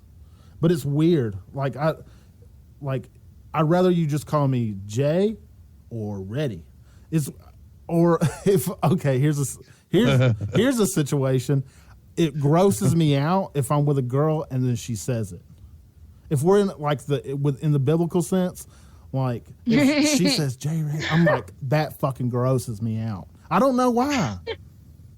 It's weird. Oh man. You know what my real name is? I'm curious. Jose.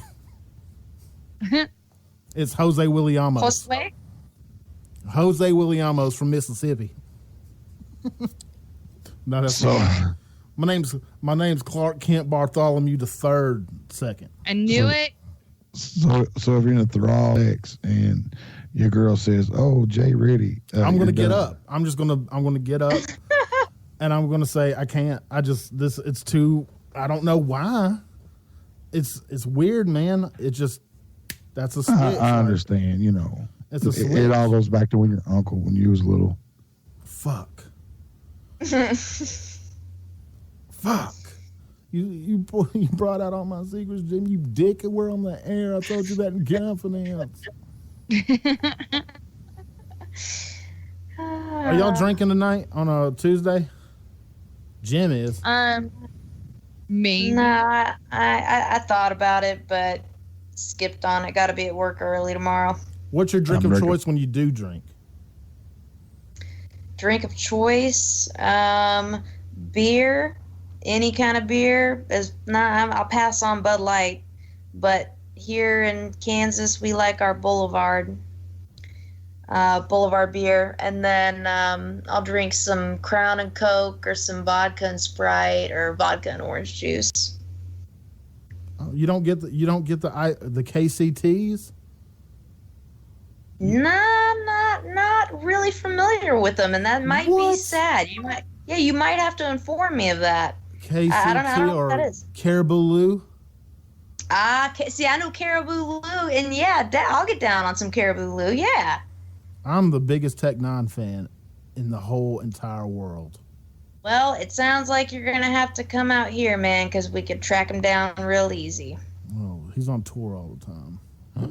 Dude, you live in the mecca of my favorite rap music, and oh man, that place is so fucking cool. Other than I want to go. Been out here? Have you been out to KC? No, my buddy, my best friend moved there, and he said it was one of the funnest times he's ever had because there's so much shit to do there. And they call Kansas the flyover state. I mean, there's so much shit to do, and there's a lot of in between space where there's nothing but highway and farmland. But I mean, once you get out to Manhattan, where Fort Riley is, or Kansas City on the Kansas side, Missouri side, I mean. And Skype does it again. Skype hates here. It's her internet. She's talking faster than her internet provider can go. She did that at one, when she was talking to Randy, her phone went out, and he answered her. Yeah, he sure as fuck did. There was nothing happening. Fucking Time Warner. God damn it. He was awesome. He was like that. He took it like that was the end of the question. He just went ahead and finished. That's awesome. So Randy, so what do you think about? Oh yeah, that was an awesome time in my life. And then I have to go back and re-listen to it. It was like a space, and then He's talking, and it said, vividly remember. You say vividly remember, and he's like, well, hell yeah, vividly remember. Y'all were talking about vividly remember. I got it now. Okay. Man. Fucking Time Warner. I want my money back. Hardwire, girl. That's gonna have to happen. You're gonna have a yellow cord rolling through your whole house. Yep. Y'all were talking about vividly remember. I get. What the fuck was that? Oh, I know what that was. That was Time Warner. That was Time Warner. Fucking Time Warner. Oh man. Well, guys, it is the 10 o'clock hour on my time, and that means Tuesday's over. What about you guys? Are you going to go to Betty Pooh? Yeah. And I'm going to have to call Time Warner and give them some shit for interrupting my conversation with Randy Couture. Tell them that, too. You say, hey, listen here, motherfuckers. I paid you good money to talk to Randy Couture, and you fucked me. I'll go get me one of them cords. You can just get like a regular phone cord and try it out. No, it's got to be like a DSL cord or something like that. I have no fucking idea. DSL cord. Is it a DSL cord? I don't know. What is she running, wireless? Yeah, on her laptop. Yeah, right now I am. This is my first night on the show, so ran wireless and never will make that mistake again. Buy you a little device. I don't know exactly how you say this. It's CYXEL. It plugs into your outlet, so you don't have to run cables all over the place. So you plug it in your outlet next to your computer, then you run a network cable from your computer to that, and the one plugs over by your router. It has a network cable that runs into your router, and voila, you're running through your electrical wire through your home. That's what I'm running on right now. Outstanding. I will have to track down some hardwire here. I would have never remembered the shit you said. Problem. It's just look up a power line adapter or something like that. Will do. I'd fuck up and end up buying like a 4-volt battery adapter and all kind of fucked up shit. Well, there's a lot of electric companies that are offering internet through your electricity now. Really? Hot damn. Mainly in the bigger cities. I know they're doing it in Chicago. My electricity that I have at my place down in the lake, they're part of that company, and they just don't have it here yet. But that's how they read my meter, because I don't have to read it, and they don't send nobody out to read it. I can go online and look at my meter and tell if it's running or not, how much I use and everything. That's what I need in my life. I got a question about Kansas City before we get off the air. Yeah. True, instead of using money out there, that y'all pay each other with barbecue meats. Depends on the situation, and no, doesn't happen. But we do have the best barbecue in the country. I want to be in a situation that I could. No, Lord, here we go. Get her, girl. I have to politely disagree with that. That's okay. I'm biased though. Jay, I love your. Oh my gosh, no. Texas, no. Texas definitely is better. Well, girls, I don't know about y'all, but there's this place here in Panama City that will whoop that ass. Yeah, okay. That's because they use cats and dogs. Mm-hmm. I'll totally eat cat and dog. All right, guys. Thank you so damn much. Oh, I got one thing I want to say. Y'all go over and check out Randy Couture's foundation site, and look at his upcoming events. If y'all can get out to Columbus, Georgia, and support, that'll be a great thing. And that poker run running from Columbus all the way out to Vegas, that'll be a good thing for anybody that rides that'd like to take that ride. Yeah, definitely. I've got to do some house cleaning. Lord, I almost damn forgot. Tomorrow is What the Fuck Wednesdays with Jim Beam. I'm gonna come hang out with you, Jim, because I love doing this shit with you. I got to barbecue my meat for you. If you can pay me in barbecue meats, then I'll be happy with it. Thursday, Sergeant's Time with Ice and the Mange Page guys. We got Mike Goff, Doc Madness, and Gray Cloud. And Friday, that brings us to Friday Night Fuckery with Red Leg and maybe Zulu. Maybe, who knows? I think Zulu's back. He's off the range. Saturday night. Yeah. We got Saturday Night Free for All with yours truly, Jay Reddy. I'm going to be taking up that show, and we're going to be jamming it out. Sunday, we got the Green Room with the Weed Brothers, the smartest Weed Brothers in the nation. They're the greatest. Monday, we got Monday edition with Red Leg and Zulu. Best show, great show. And always Monday, Wednesdays, and Fridays, you've got Liquid Lunch with that pie guy. And that's at, oh, Lord, that's at 12 to 1400 Eastern Standard Time. I get so fucked up with the Eastern and Central Time because I live in Central Time, but my brain never thinks about Eastern Time. Like, fuck that time zone. I can't ever remember it. Well, guys, we love you. Be safe. Don't drink and drive. And don't go hogging. Be careful. Good night. Night, guys. Peace.